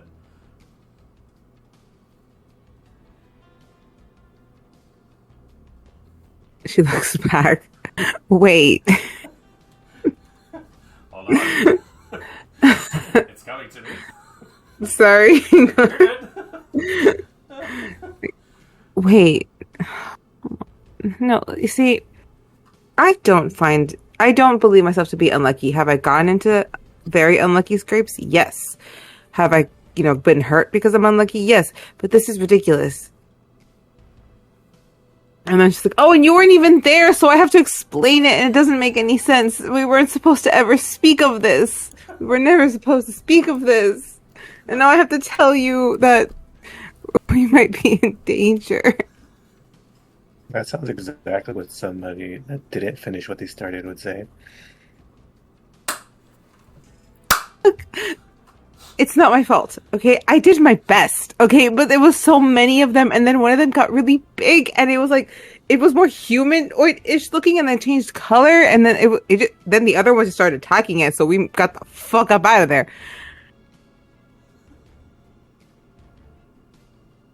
She is not saying what it or they are. It's just very erratic. Look, I don't know what's up with those things, but if we run into the things that I think we're going to run into, they for some reason are apparently really difficult to kill. I don't understand how, because they don't look difficult to kill, but they were kicking our asses, and you please have to keep that a secret, because I made everyone swear we'd never speak of this. About the lizard thing that was chasing the guy? No, it's not a lizard. I kind of wish it was. I mean, at least a lizard feels a bit more of a challenge. Look, you're gonna find out when we get there. I don't think I need to tell you. If and when we find the thing, maybe we don't find them, and then I never have to tell you what they are, and then none's the wiser. But if we do run into them, then you'll know, and then you'll understand.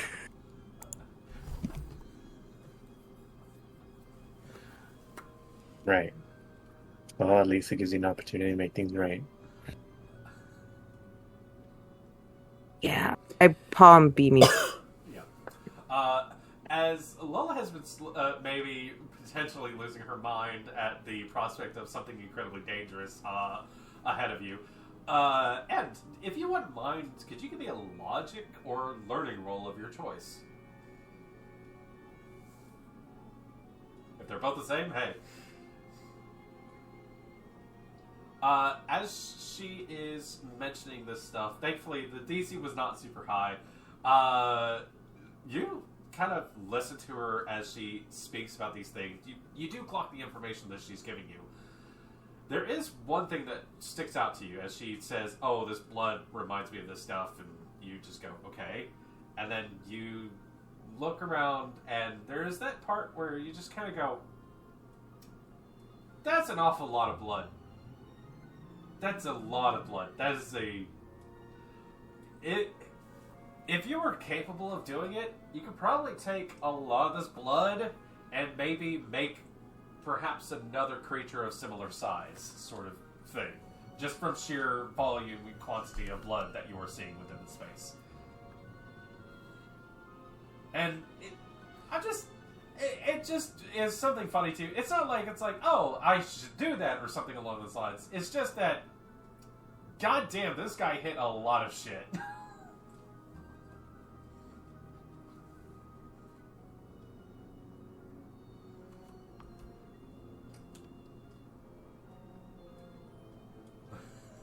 Well, why would I? We talk like it's like, why would I double the threat?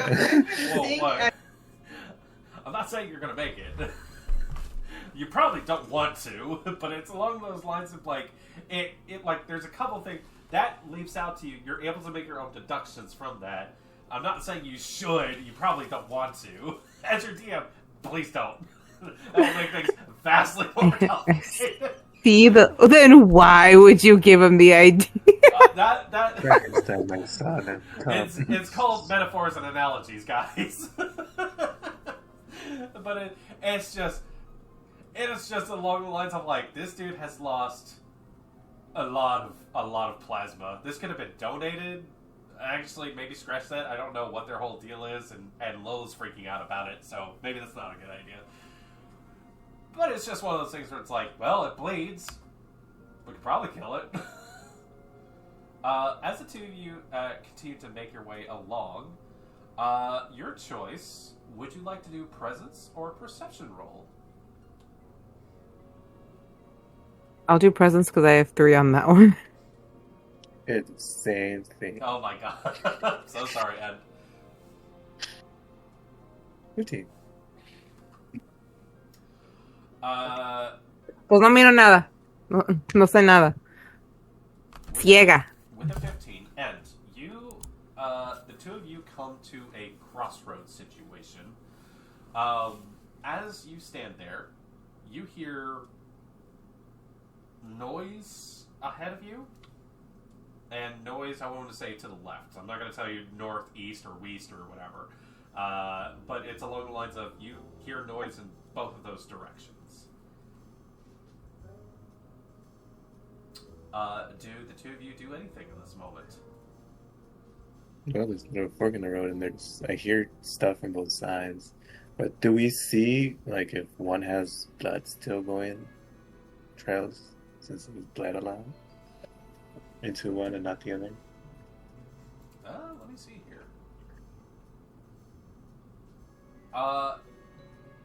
At this point, it looks like the blood trail kind of does lead to this moment, but it looks like something with the body has stopped the flow of blood. Either they managed to patch themselves up or something else along those lines. It's hard to tell which direction they came in. Although with a 15, the noise that's that's ahead of you seems to be something that is approaching. No, that noise over there is coming towards us. So which way you want to go? Maybe away? I don't... Okay. So we're chasing instead of confronting? Okay, what do you want to do? Okay, I will back up any plan you give me. But I won't lie. Outside of... Well, I'm going to have to be small for this. My skill set don't work on this. Unless I'm small. So, you tell me what we're doing, Miss. I can chop off heads without even blinking.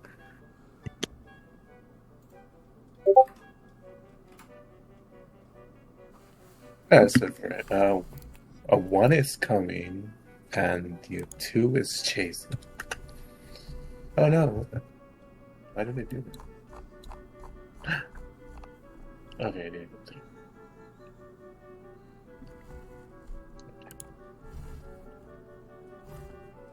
I guess we're chasing. Alright, you go to the two of you want to go chasing? Alright. Yeah, I'm I am small. You are small. The both of you, if you'd like to, give me an agility roll. Lola, you do have advantage on it. I mean, both do off cast receive.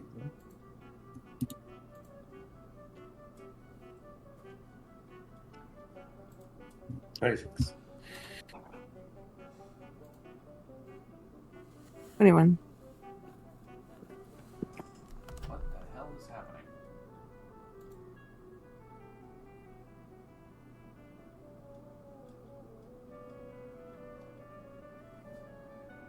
What's going Did on? he freeze? Oh no. It's just been in for me. Yeah. Like, did he freeze? Like, he's like intense thinking.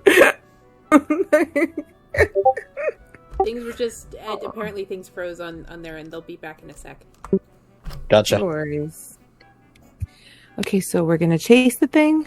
Oh my god! It's okay. Hi. Okay. Best of the best, 21 and a 9. Got it. As the two of you... as the two of you go, alright, we're going to chase after that sound that's heading away from us. And two of you start to peel off down that hallway. Puddle and Sherry, you come around the corner. And as you kind of round it, you see ahead of you there is an intersection. And Puddle, you notice a tiny bit of pixie dust flying off to the right. I look at the compass. Oh. Theory, they're running away from us. Why are you running away? I need a presence roll for Siri. As you try to call out after them, and I would like a perception check from the two who are chasing.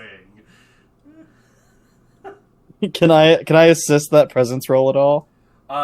Yes, if you have a point of presence. I have 4. Let's see if you can explode harder on that one, Sherry. So reroll? Actually, you know what? I think you beat it, so... Okay. think, at that moment, you call out, "Why are you running away?" And Lola, as you are going to take off, you just hear a little... just coming behind you. And there's a part of you that maybe just goes, I know that. I know that. The sound of that voice. Hold on. What's that? I mean, it could be a trap. But...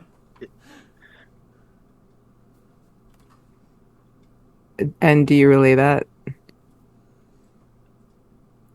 That it could be a trap? Well, I got a 9. I didn't hear anything. No, you didn't. There's somebody's calling. Either somebody's calling us out, or some of those traps are resetting. So we gotta hurry. Did we ever come up with like a word to identify each other? No.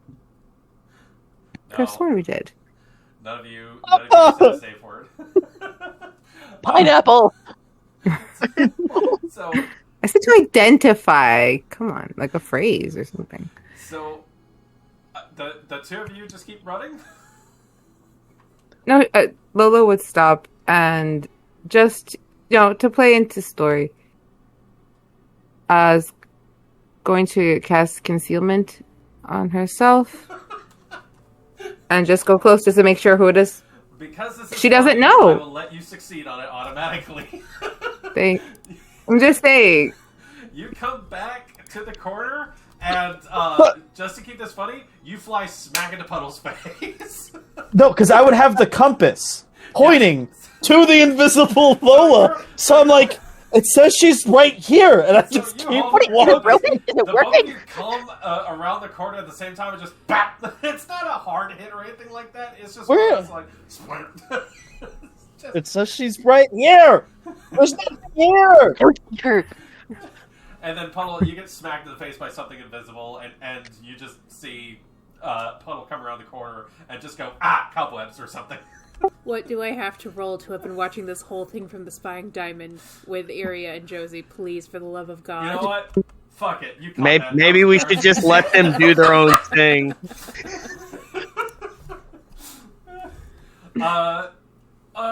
Lola, you come back to the intersection. You find Puddle and Siri have been coming down the hallway with Bunny and an octopus. Okay. What? For again, if we're going for funds, can I go full form and then end concealment Yes. so that I pop in form like the fairy princess I am?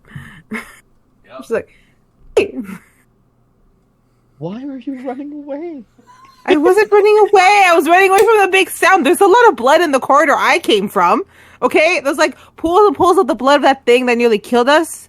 You remember the great thing we never think of? No, it didn't nearly kill me. Okay, you know what I'm talking about. Yeah, but we killed it, didn't we? We killed it and burnt it. Well, there's a lot of blood in that other corridor, and it's just Cheery and Puddle. Also, There's blood? I told you I would. And has been gone. Let this be proof, Lola, that I keep my word. I told you that if we get separated, that I would find you, and I did. Technically, I found you. I just pointed the compass. I saw you, but I saw you first. I laid eyes on you first. Buddy This gives you little- a tiny hug on your calf, and then sees End and goes running down the hall to hug her. This is the little sister energy Lola? I want from Lola. This is great. Lola, I'm gonna be real. I just did a funeral. I just did a funeral. We mean you just did a funeral. I don't know how many people. There were a lot of drowned people, and I gave them a funeral. It was a lot of souls. When did you get that kind of like? What do they call it? Like, when were you ordained or whatever it's called? I'm not. I'm a seafaring folk. If I see a drowned body, I'm gonna help it pass on. Okay, and And you see Buddy as he is racing towards you, hit something. A wall panel slides open with a bunch of little murder holes, and you see a bunch of darts into the side of him. And he is unperturbed. Oh, we have an octopus as well. I Yes, caught exactly. it. Hey, buddy, how you guys doing? He gives you a thumbs up as he starts picking darts out of the side of his skull. I'll just yell down to Lola and then be like, did she tell you that we're chasing after the thing and some person? Yeah, kinda. Oh, question Chase mark happening. above his head. yeah, like look, there was something or someone's that were ahead of us, and they set up a bunch of traps, and we think that they may be people that of interest to us because of the whole, we're looking for the people that stole Josie's things because Yeah, we don't know above table. What? Yeah, we met them. We met the What do you mean group. you met? They were back that way. Did you get her Well, stuff? most of them. One of them missing. I didn't notice their stuff on them, and the one that they said was doing all the stealing and bad things is missing from their group. They also did not trust us. So here we are. Well, this person looked like they were carrying things or were wearing. Yeah, they had a bunch Okay. of stuff. But they stole from. They said that they stole from other people and they stole from their own group and was now missing, and they were trying to find them. But they didn't trust us, so I didn't really want to get stabbed. So Okay. we're. It's not like we here trusted them now. either, in all fairness. Also, we wanted to find you all. I figured tracking a group of like 5 to 6 potential people at some point and trying to get back stolen goods with just us two and Buddy Well. probably would end with us being filled with holes and dead ourselves. Well, we can always go check that out. It might be somebody totally different. But if I'm it is, down to go check that out because I'm gonna be real. we were walking in the opposite direction, and it's been a minute since we saw them, so they are probably way ahead of us if we try to go back and find. Because the guy had the scar. Maybe. I will say, they seemed like genuinely not terrible people. They don't seem terrible, but I have questions about them.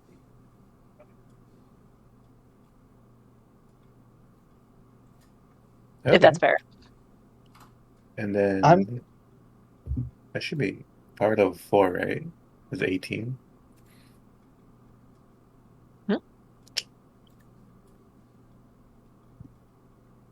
To succeed now. Because I'm trying to invoke an aura. I got a 19. Okay. So it's going to be an aura of haste. Oh. Okay. So you want to increase everyone's speed. That will be the bottom level of haste. I believe it's power level 2. Yeah. Yeah, you can do that one. Okay, cool. So you guys ready to go, or you guys want to stretch?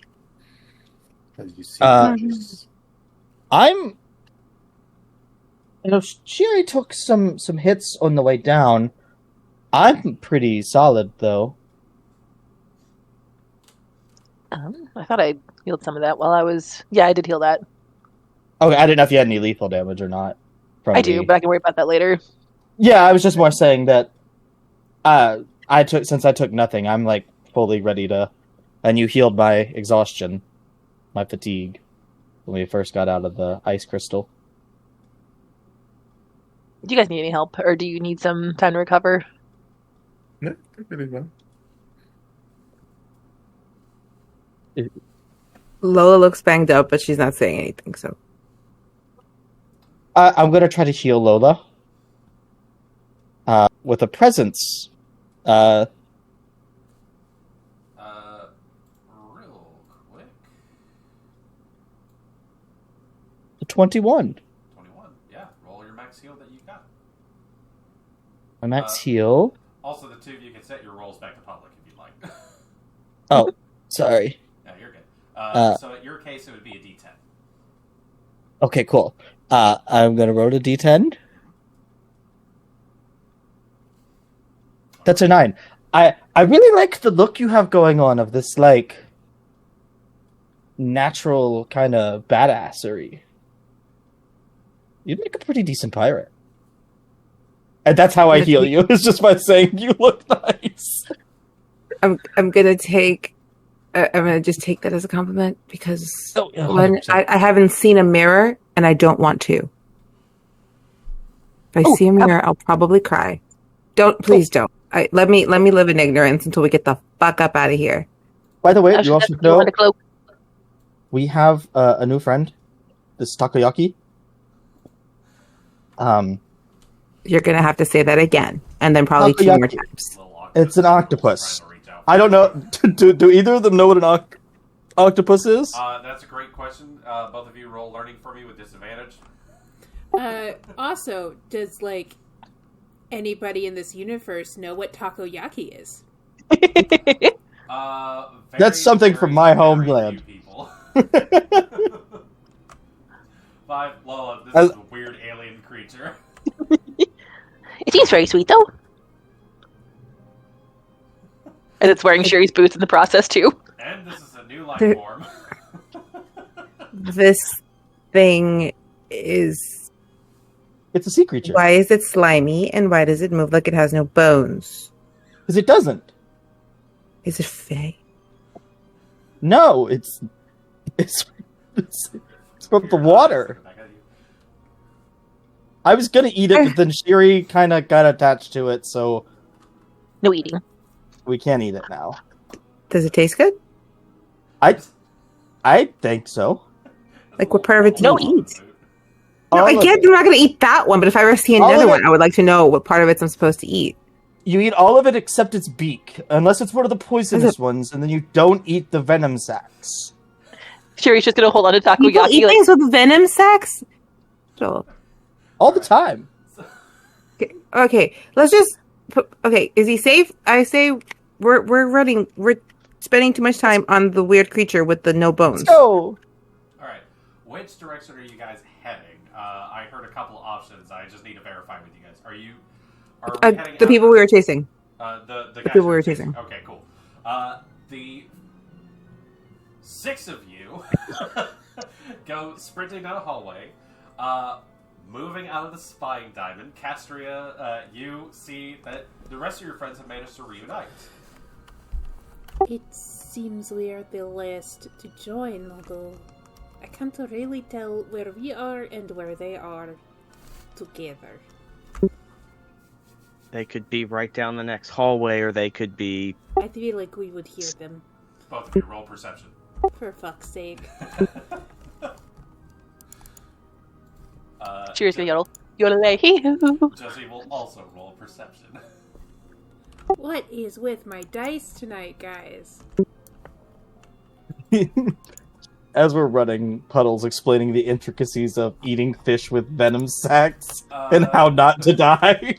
I will say, none of you hear voices that you recognize, but Josie, you see her ear flicks as she's been, like, reattaching her stuff. Iria, you see Josie is, like, has a little bit of a bounce to her, kind of like how you had just moments prior when nobody was watching you. You really hope maybe Castria didn't see that. But you see her ear flicks, and there is another hallway, another path that leads off in one direction. You kind of met in like a T-junction sort of situation, and you see she like turns her head and looks in that direction and goes, "Guys, I hear something." Cass immediately gets scared because she's, you know what she's thinking about. Yeah. And just kind of like braces in a bit of fear and then like tries to relax. Exactly what do you hear? That's a lot of noise. You see she moves to like the opposite side of the pathway and like kind of puts herself against the wall and just like looks back. And she basically like she looks at you guys and goes, "It sounds like it's getting closer." Right. As we scoot back against the wall, I put my hand across Cass, and I will do the aura to protect against mental fatigue or whatever we dubbed it. Oh, good. Because my brain. you look rattled, so, and I dropped it when I went unconscious, so I am reapplying it. Oh, this is a whole new brand of crazy. I can't wait to tell you about it. A moment passes as Josie has taken like the opposite side of the passage, just kind of put herself against. Who of you is closer to the pathway? I'll ask. Me. Probably Area. She fixates her ears for a second, listens.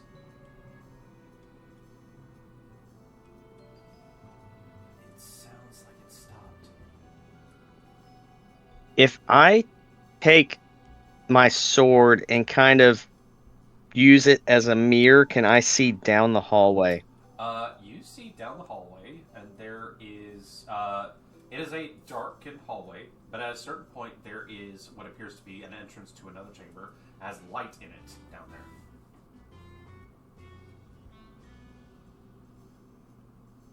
Don't see anybody, but there's a lighted chamber down the way.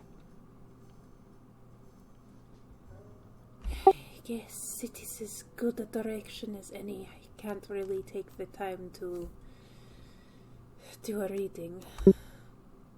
Josie, have you been in this area before? No, we just got here. I didn't know if you've been here before. We're all a little rattled. I don't want to speak for everybody, but that seems like our best option. I will follow you. I'll back you up. Okay. Just keep our guard up. As Iria goes forward, I will turn to Josie quickly. We we should tell the others about what we saw, but I don't want to speak of it too much in these halls, when it is still maybe close. Yeah, once things have calmed down or something like that. Iria, you go to round the corner? Yes. The moment you go to round the corner, in the light that you saw, almost mirroring how you step out into the passageway to make your way down, someone steps out into the passageway and almost like exact same movement sort of situation, makes eye contact with you, and they die. And this is where we're going to go to break. Why are we in the death wards? No, but why are we in the death area? What have I done to They you? died because I looked at them or something hit them. Is it because I forgot to thank you for taking out the trash? What is happening here? I wanted to ask you, did you guys get in an argument or something? Because since last session, yeah, we love you, but like, man, poor Castria.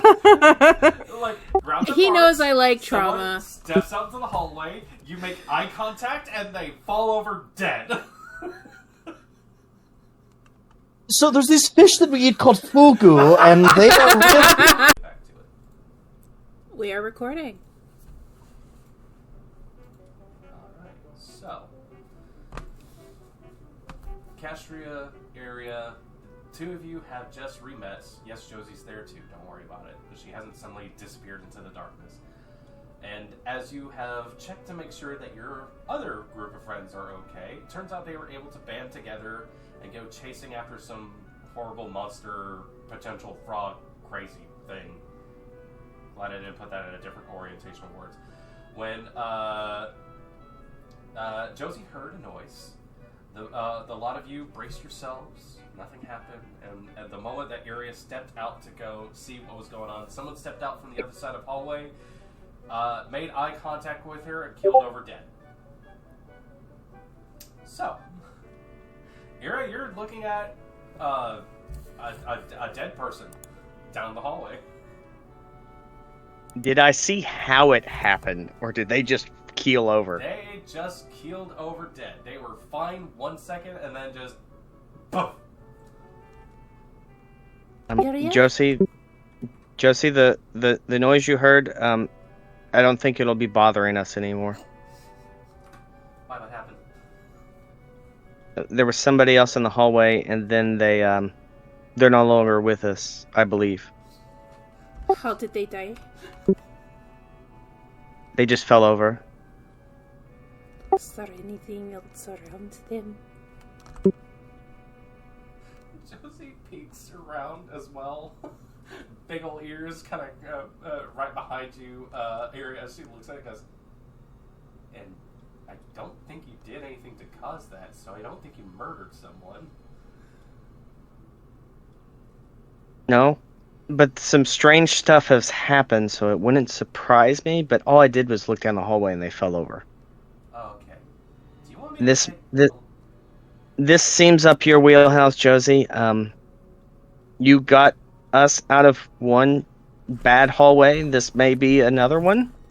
Can I bolster her perception? Yeah, absolutely. She is going to step out. Actually, what is happening? Did you freeze again? Oh no! Oh no! Josie's dead.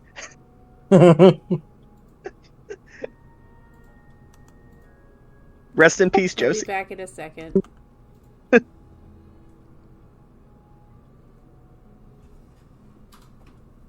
Just wave my hand in front of Josie's face. So the first step to preparing fugu is you have to take the skin and the scales off of the fish. Very carefully.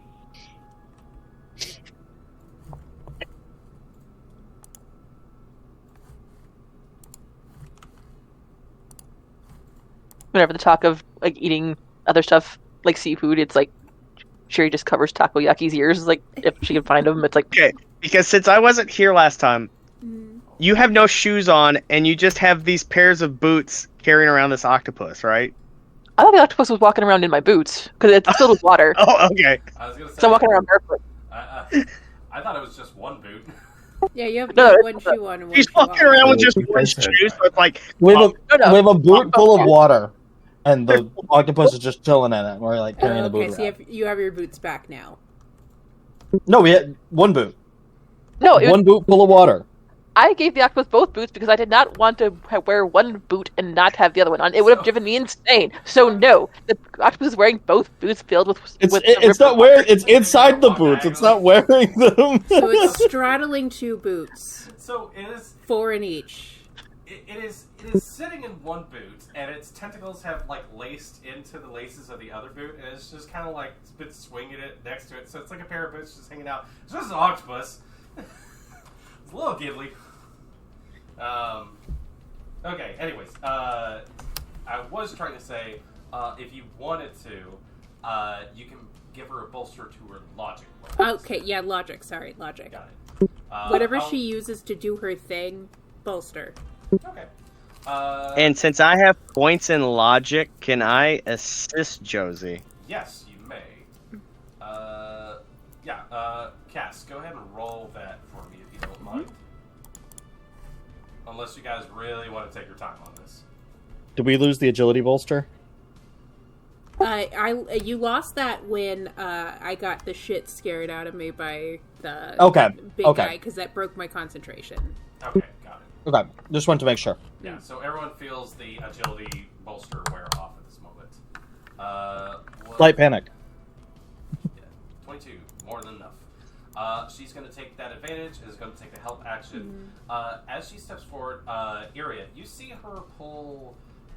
She takes this wrench off of this belt that she had, flips it over her hands, and it turns into for her, because of her size, it turns into like a 7.5 foot pole. But it essentially is a 10-foot pole at this point.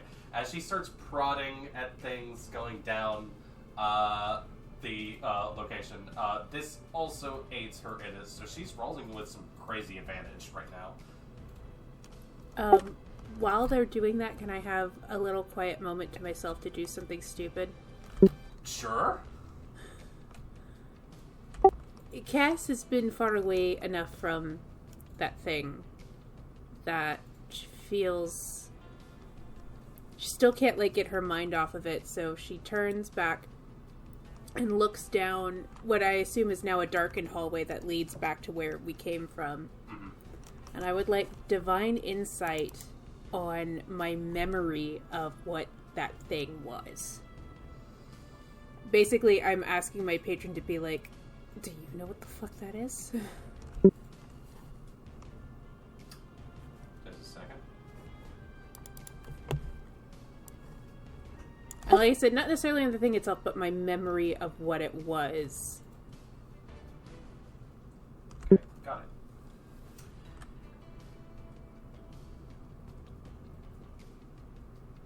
You received no information.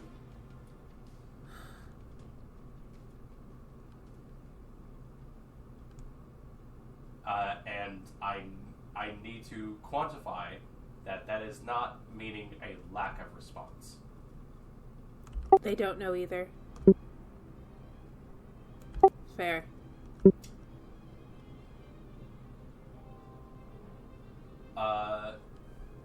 You take a moment to try to look into that.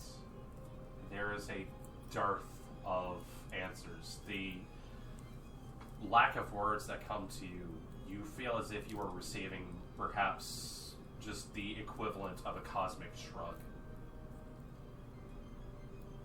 But I do feel like I have given my patron the information of what the fuck was that, I saw this thing. And the response was, yeah, I don't know about that either. There is apparently nothing that you can glean that you have not witnessed yourself. So yeah, while you guys are doing that, Castria is just looking down a dark hallway, looking haunted as fuck. Area probably could have left the torch back there with you. But Josie makes her way forward, taps in a few spaces, looks up, flips it around, turns it into like a strange hooded lantern sort of item. Flicks it again, it turns into like a sapphire light. traces it for a bit, reaches up, turns it into like a little knife, cuts at something. You see a shimmer as like a mystic tripwire flashes across the hallway. She keeps making her way up rapidly. This is much faster than she was able to work before. As she makes her way further, Ira, you're able to clock a few things, thankfully, and she manages to take care of that. It's not long until you make it to the end of the hallway, and you're standing right, like, within 5 feet of this corpse. So when Josie's pretty much got, because I figure Cass is standing in the other hallway, I will just kind of turn around. Yeah. And just put, like, because I assume she's looking the opposite way. I just put my hand on it. It's like, I think we're good. Like, does that spook the shit out of her? It does. She jumps. Sorry. No, it's fine. I do have something to tell you about what I saw back there, but I think we're too close to it to speak, but,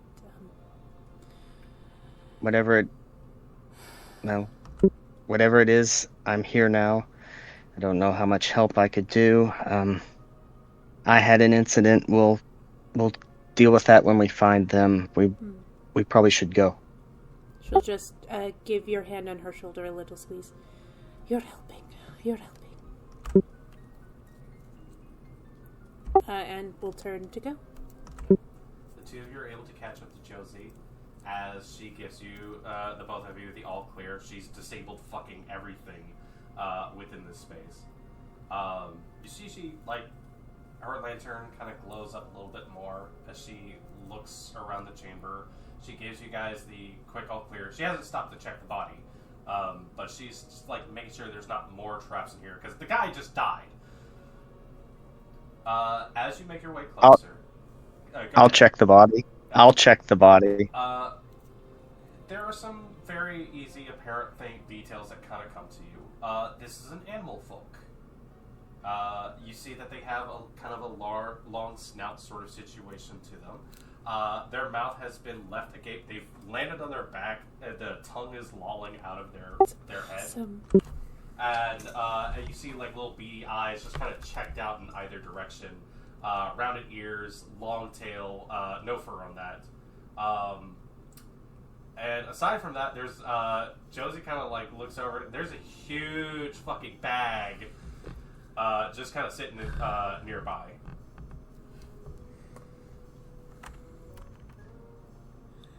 Would it be logic? Have I ever seen one of these animal folk? That would be a learning roll. Okay. I'm going to do learning. Even though I have nothing in it, I may get that lucky 20. Yeah. Ain't nothing. So, Iria, you've actually seen quite a few folks with animalistic features. You've seen people call themselves felon. They are cat folk from another place. You have seen maybe once or twice people with scales, that sort of thing. Castria herself is someone of not the usual make and model of human beings that you know of. But I believe you've also seen, during your one time where you took a visit down to a soup kitchen, there was a big old raccoon dude.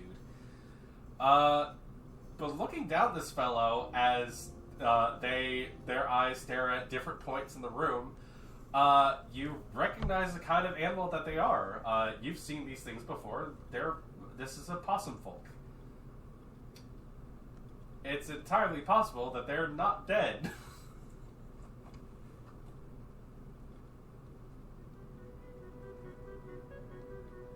I just leave them alone. And I leave the bag alone. Okay. Because I would know their tricks, I guess, or their tactics, I guess. And I just kind of do, like, as I just kind of pat them on the shoulder and then continue on with Josie. Who do you pat on the shoulder? The possum person. Pat. Cast both you and Iria see the eyes over towards Iria. Oh, hey! Oh, you're not dead. That is a good thing. Hey, you're not dead! Points up at Iria. No? Not yet. Yeah, cool. Okay. Do you drink the drink? Are you M? Yeah! Mark!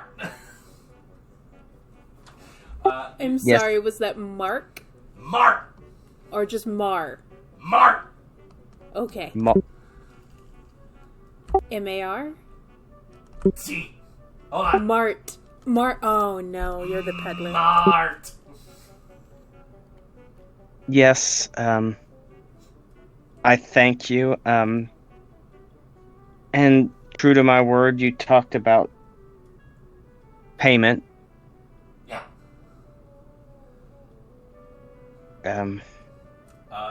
You see in this process as he kind of sits up and looks at you guys as he's making the rounds, you see he looks over at Joseph, he just kind of like stands back and be like, what the hell?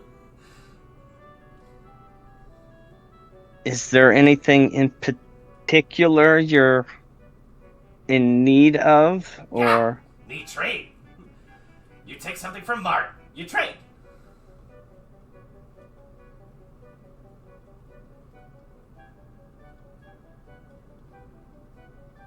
Hey, Josie, do you have... You have those statues, right? Yeah, I have those things. He kind of looks at her, looks back at you. What, you have nothing?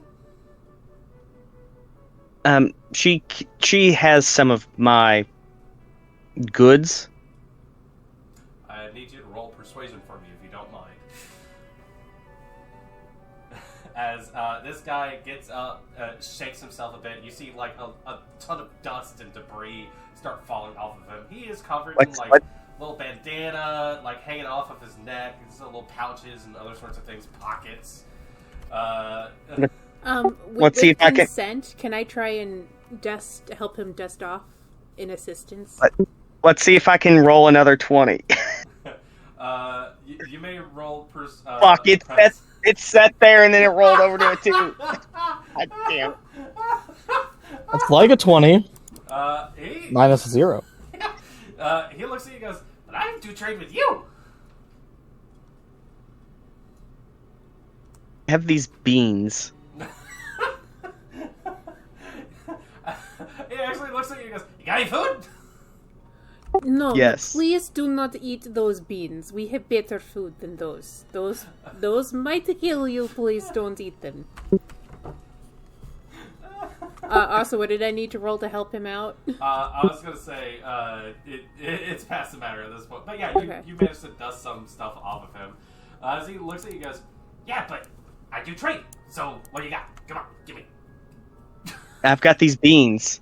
Okay, let me see.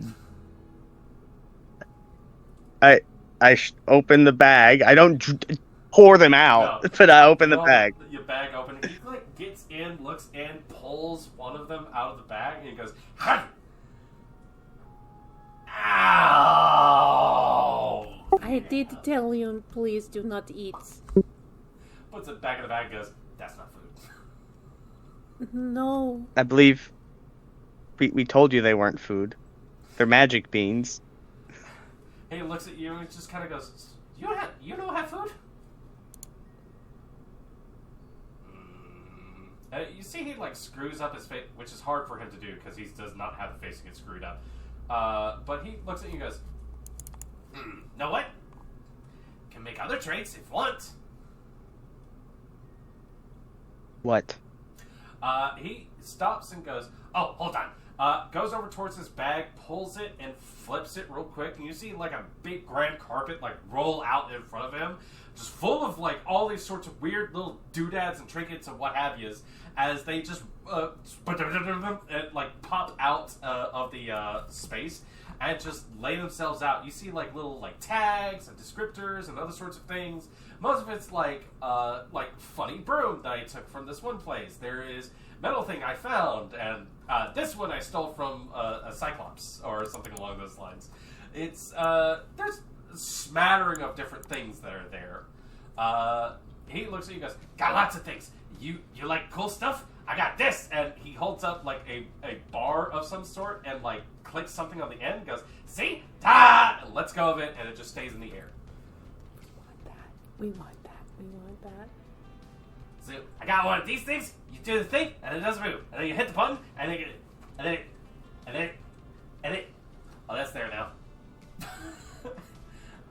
May I attempt to dislodge the immovable rod? Yeah, roll might if you don't mind. No, Lord. I am trying to click the thing to move it. Yeah.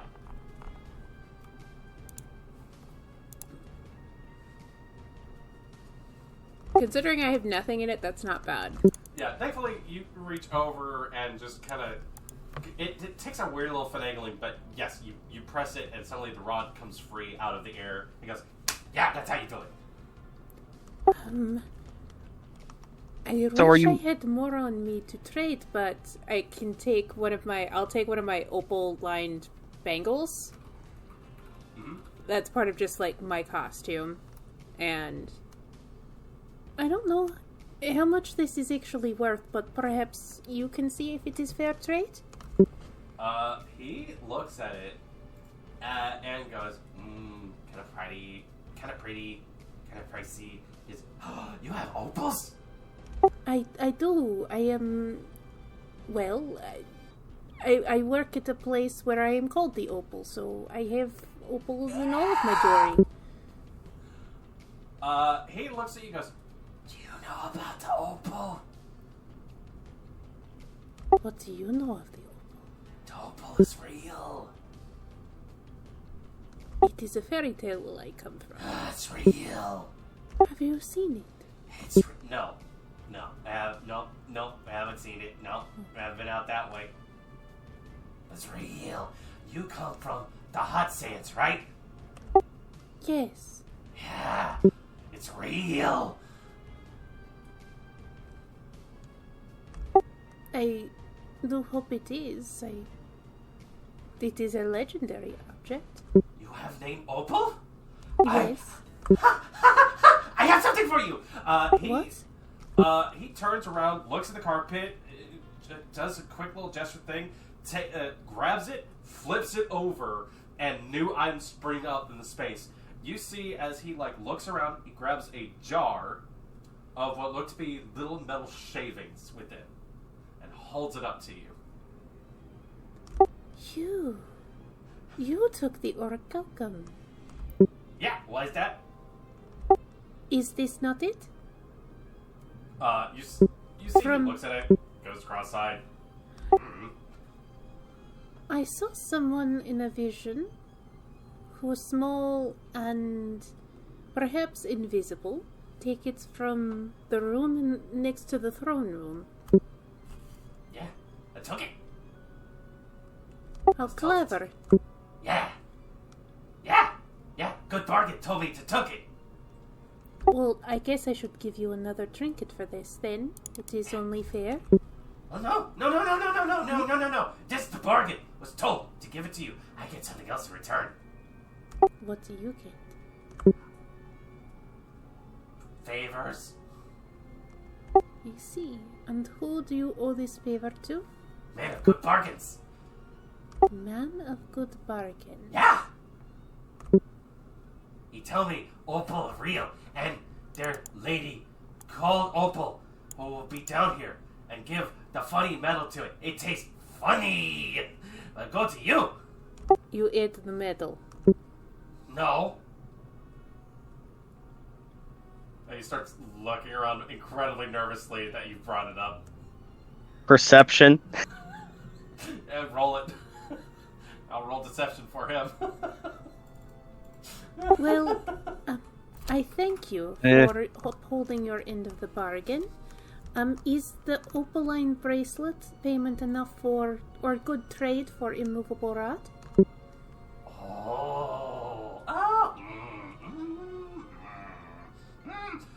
Roll persuasion with advantage if you don't mind.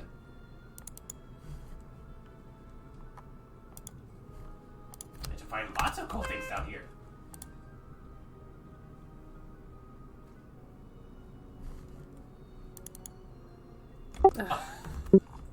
With a 15, 15. He looks at you and goes, really?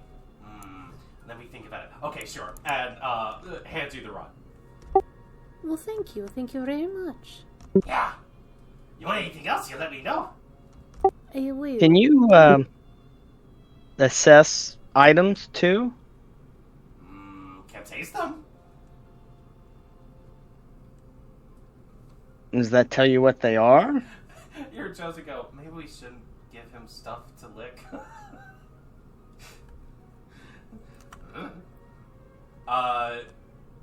It's hard to tell if he can identify things with taste, but, it seems to be a thing he does. So. I pull out that rod that I found in the bag. The big, the staff? The big, yeah. He looks at it and goes, oh, ooh, ah, I slowly hand it to him. The moment it gets in his hands, you let go, he licks the hell out of the staff. As he just, magic, okay. Druidic, maybe? I don't know. Maybe. Or it could be holy, or it could be many things. I don't know. We're going to have to share with Keeper and see what he knows. Keeper. Yeah, Keeper. Who is Keeper? Is he a friend? Yeah. He's not down here. Oh. Yeah, no, I have lots of friends. But, come here and there and find fun things and make trades. Yeah. Like this thing. He reaches over and kicks like a little, sort of metal disc situation. A bubble kind of pops up from the top of it. It sprouts like little things and just starts going, start crawling its way forward. Like a weird little wind-up toy. You can find other stuff too. Also, always willing to trade things. There's no food though. Are you hungry? Yeah. Can I give him the rations I took with me for the day? You give him a thing of rations. He immediately grabs it and is just noisily chowing down on it. He has all canines, so it's not a great chewing motion. It's kind of weird. He looks at you and goes, "But do me a favor. Consider that part of bargain." Of course. What favor would you like? There's a guy that's been chasing me. What guy has been chasing you? Big gray frog thing. Big gray frog thing. Yeah.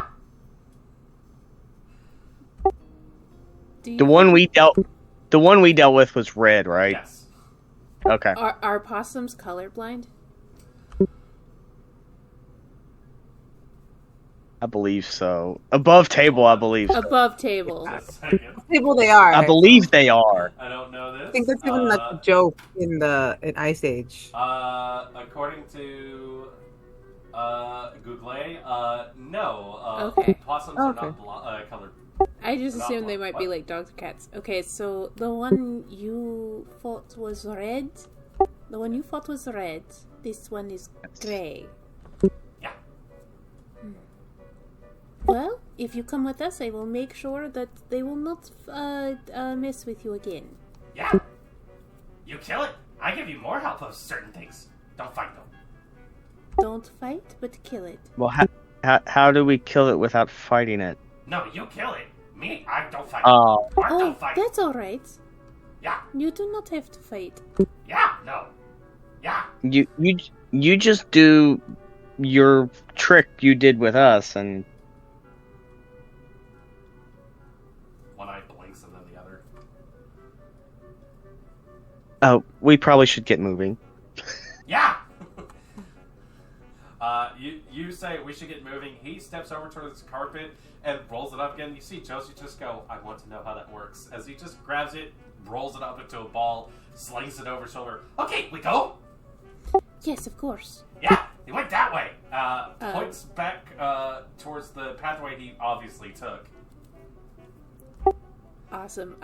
We'll follow, but when they turn to go, I will turn to Iria. Oh, I procured this for you. And she hands you the immovable rod. I feel like someone of your cleverness would be able to use it. I won't let it go to waste. As you go to hand things off or towards each other, he slings the bag over his back and goes, "Okay, come on, let's go!" And goes into a full sprint. The weight of the sack does not slow him down one fucking iota, as he just down the way he can. I will also say, like, you have a good judge of character. Do you detect anything with that one? I think they are lovely. I mean, I think he's weird, but, you know, I've dealt with weird. He comes back and just goes, "Come on, guys!" I think we should go. I'll trust your judgment, and then we will head off. Alright. You follow after him. He keeps doubling back just to make sure you guys are following. I don't know if you guys are full sprinting after him. We're going about as fast as we can. So Yeah. You see that as he, like, makes his way down the hallway, he has been tripping a few unfortunate situations every once in a while. He has avoided every single one as he goes. But you see, like, as they go, like, there's a moment where you have to go, okay, can I get an agility roll or some other roll from you guys as you attempt to follow him?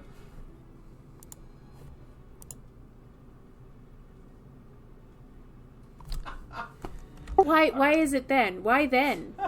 Why then, though? Oof. Alright. I guess the one to break the tie is gonna have to be Josie. Let's see here. I'll say because everything that's going off. Okay. Thankfully, the three of you following after him, there's the moments where you have to go, okay, we just gotta time it with, like, the smashing plates and that sort of thing. You're able to get after him at a fair enough pace. Nothing comes looming out of the darkness kind of slashing you guys. Shiri, Puddle, and Lola.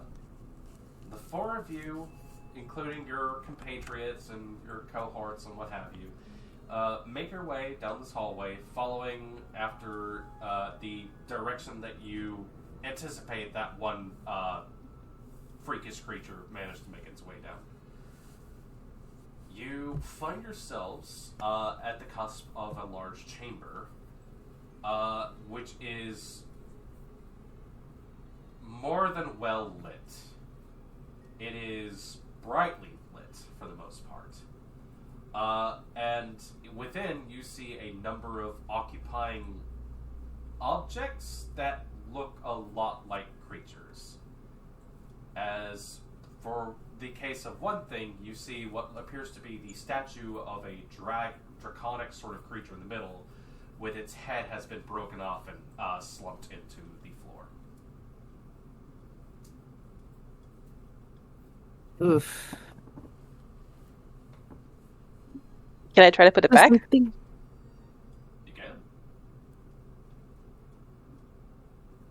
What are you And saying, Lily? What? Oh no, I thought you were saying something and then my It's recording cut off. it's gone. It's gone. Like if I remember it, I go back, but like it's gone. No worries. But should we be just putting things back like that? What if it's like one of like those secret keys to opening some horrible trap, and you just put it back, and then you set off the trap? if it's broken, though, I don't think that would be Well, like think about it. What if that's the trap, that you think it's broken?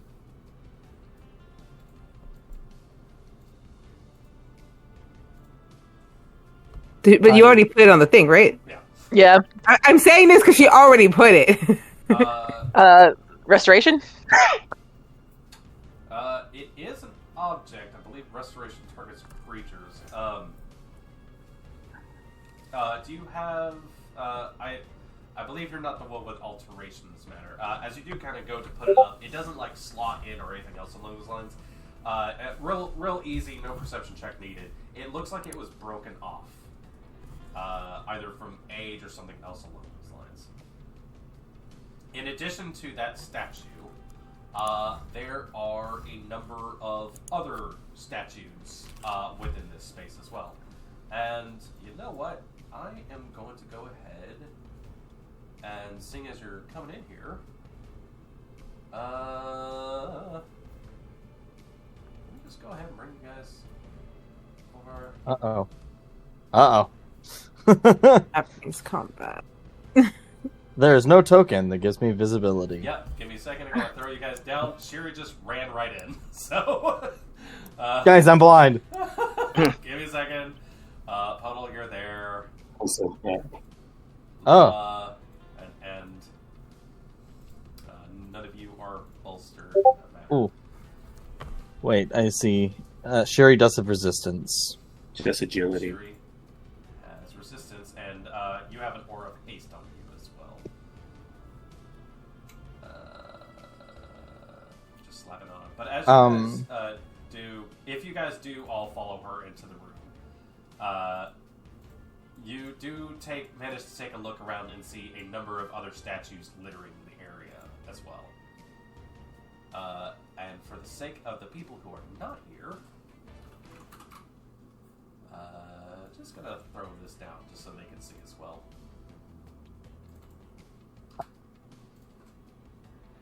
Am I able to move? You should be able to move. Okay, I am now. I have a weird border around me. I don't know what happened there. I don't know if I selected the wrong thing or not. Yeah. I'm walking up to this one in the corner. All Because it's got moss.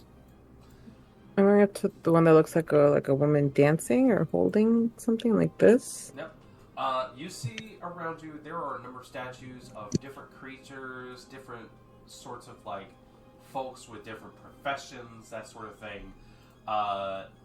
There's like soldiers in one direction. There are people with robes. There are other sorts of things. There's like a big liony looking creature with like bat wings, but with like a weird human face sort of situation in the point.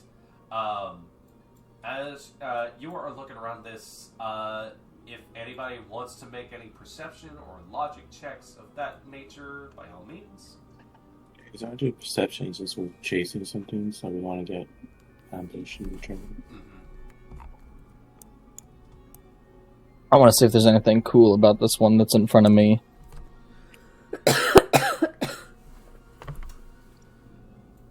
That's 8. 8.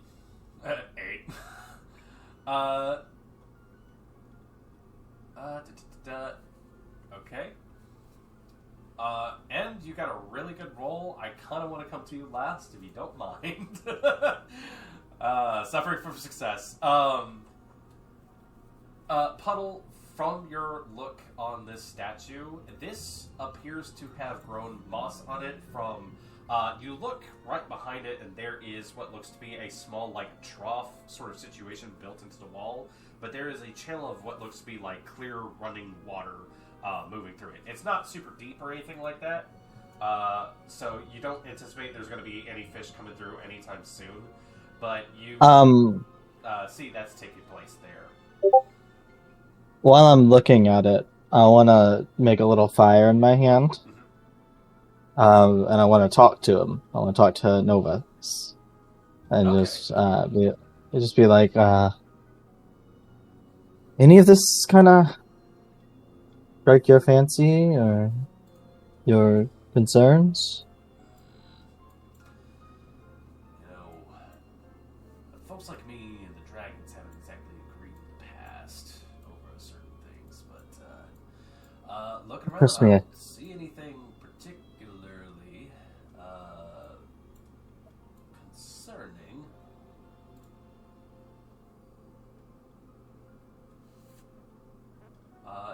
Looking around, just a second. Just roll for some time. He looks about. There is a moment of consideration. It's just seems like a meager amount of your element in here. in this situation for the two of us, can I use my observant and kind of like share it between me and him? Yeah. Just for anything that's kind of out of place or doesn't seem like it's anything that just strikes as like really odd or inconsistent. Then I will come back to you. Okay. Let's see here. Just a second. I need to roll something if y'all don't mind.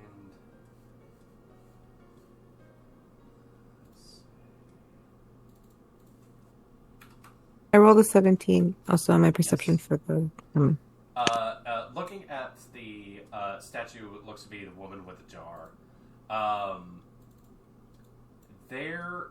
Looking at it, you see that the jug is actively pouring water into this small channel nearby that looks like it snakes up and around this sort of this chamber. There are a number of what looks to be little nooks and crannies also built into the walls that you're able to notice. Behind her, there is another what looked to be like a little font. Like a little fount sort of situation, like there should be more water in there or something along those lines. But there are little mushrooms that are growing within. That's kind of looking at them. They don't smell anything funny. They don't shoot strange colors at you or anything else along those lines. Looking at it, it looks like it is fine artwork. It hasn't really deteriorated a lot with age or anything like that. It looks like it's just been in here. It serves some sort of mechanical function to this room.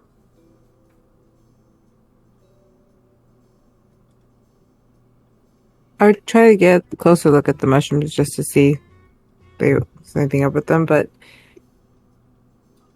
are there any markings, like a name, maybe a different language or something indicating who she's depicting?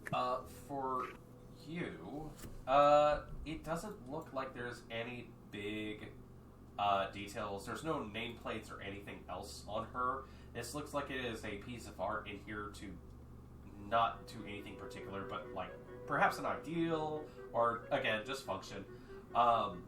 That being said, you do see that there is a discarded wooden sign nearby. I'll walk over to the sign and look at it. You take it, turn it over, and there in words, scribbled, there is an extra sticker on it that looks like it's from Muse, but scrawled into it are the words, "Pay respects to the king." Sorry, pay respects to the little king. Here's to the little king. Like the prince? Or like a young king? Or was he maybe a halfling? I'll ask you for a learning roll.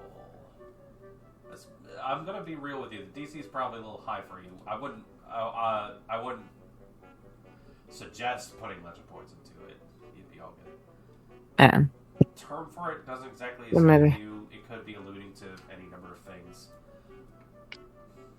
As you try to look about this place, you see fragments scattered here and there. Sherry, what are we looking at over here? She's looking at the broken dragon statue. Mm-hmm. Anything in particular you're trying to glean, or possibly a way to fix it? This doesn't look like it's a puzzle. I will say that. This looks like it was just broken off with force or something else along those lines. Perhaps the weight of this thing was not all that well solidly put together. This is definitely a breakage sort of situation. So as you put it up, it's entirely possible if someone were able to mend it in some way. Yeah, that would probably fix it. Does this do anything?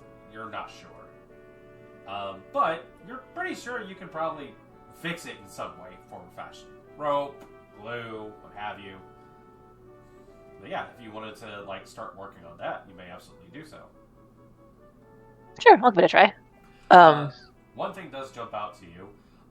There are also what look to be little fragment places where wings have broken off.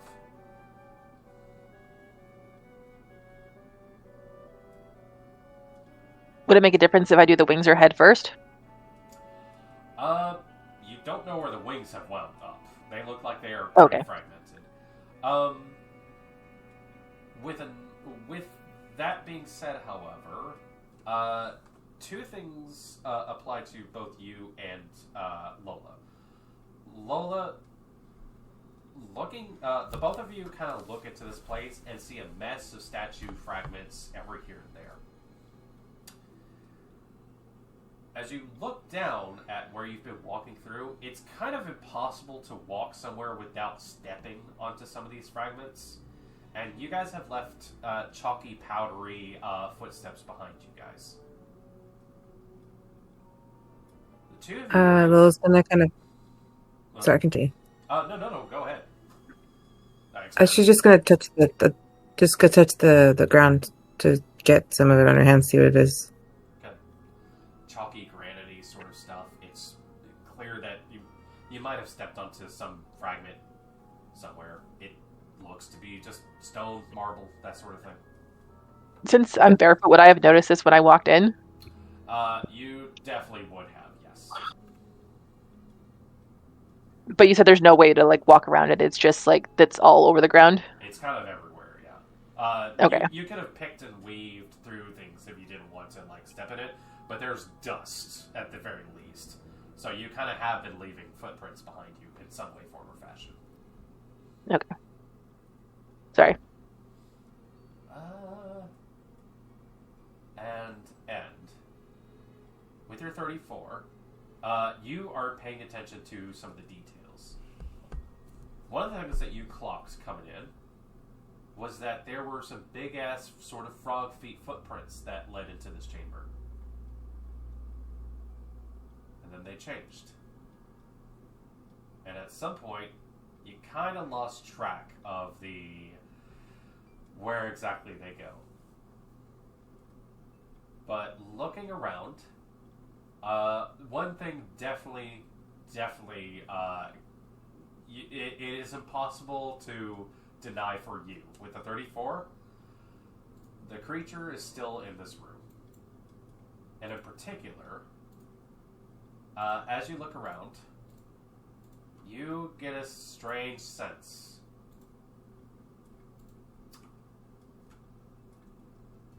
That this thing is able to shapeshift. Because you do this yourself. And if it's shapeshifted, and it's in the room, it could be, potentially, any of these statues in here.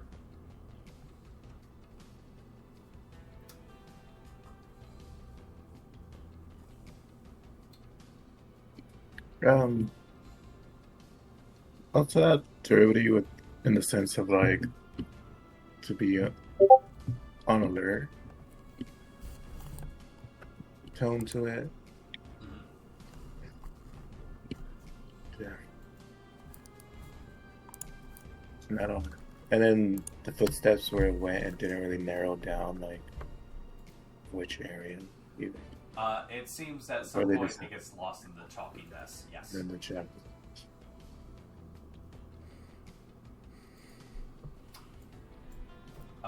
But I will say, with a 34, and I think with Puddle, as you kind of turn around and start taking stock of the situation,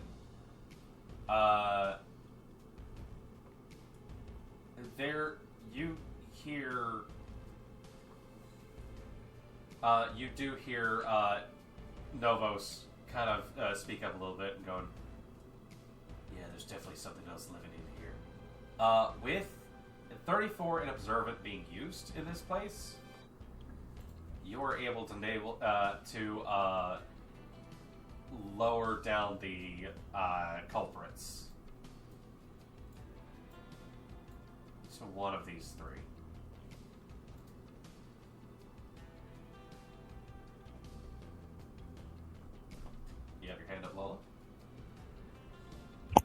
Did either End or Puddle say that there might be a shapeshifter in the room? Not yet, because I haven't yet, because I'm just now being told that something's wrong by Novos. Would you say, End? I said I did, but in the sense of like, careful because it's doing you. Which is there a way to do a perception check to see if which one of these has any damage to it? Because if it has damage to it, then it's a real statue. I will say this: with the observant being put in place, both Shiri and Lola, feel free to retake your perception with advantage this time because you are holding in on something. Am I able to, during this time, move back to be near them? Yes, you may Okay. move at this point. Okay, I just wanted to, before I just ran across the room. Got it. Lola, unfortunately, these statues look like they are not damaged in any way. They are kind of similarly, it looks to be a humanoid of some sort who looks like they are reacting to something in some way. Okay. She takes out Beanie. She's like, so I say we play stab the stone. If I stab it and it's stone, it's fine. If I stab it and it's squishy, unless somebody would like to, just reveal themselves now, I am going to walk around and stab every one of you until I find it. So I don't think just stabbing them is going to be smart, because as you stab it, then you are right next to it. then I just stabbed it. Yes, but you do you, actually. If that's what you want to do, who am I to stop you? Thank you. As you say this, as this discussion is going on, two of you are not surprised, but all of you hear a voice within your heads go, okay, well, if we're going to be playing games, then let's get things started. As the statue here shifts forms and rushes forward. And this is where we're going to leave things off, as the Slod reveals itself and starts charging against you guys. They speak now? Oh, they speak now! Same question. I was like, it talks. Oh, not only that, it's in your mind! Oh, good. It's telepathy, baby! Another voice in my head. Yippee! Now there's two. For the what's happening here is, unfortunately, it managed to pull off its deception check against two of you. Two of you will be surprised next time. In that case, we will roll initiative next time when we come back here. Combat ensues.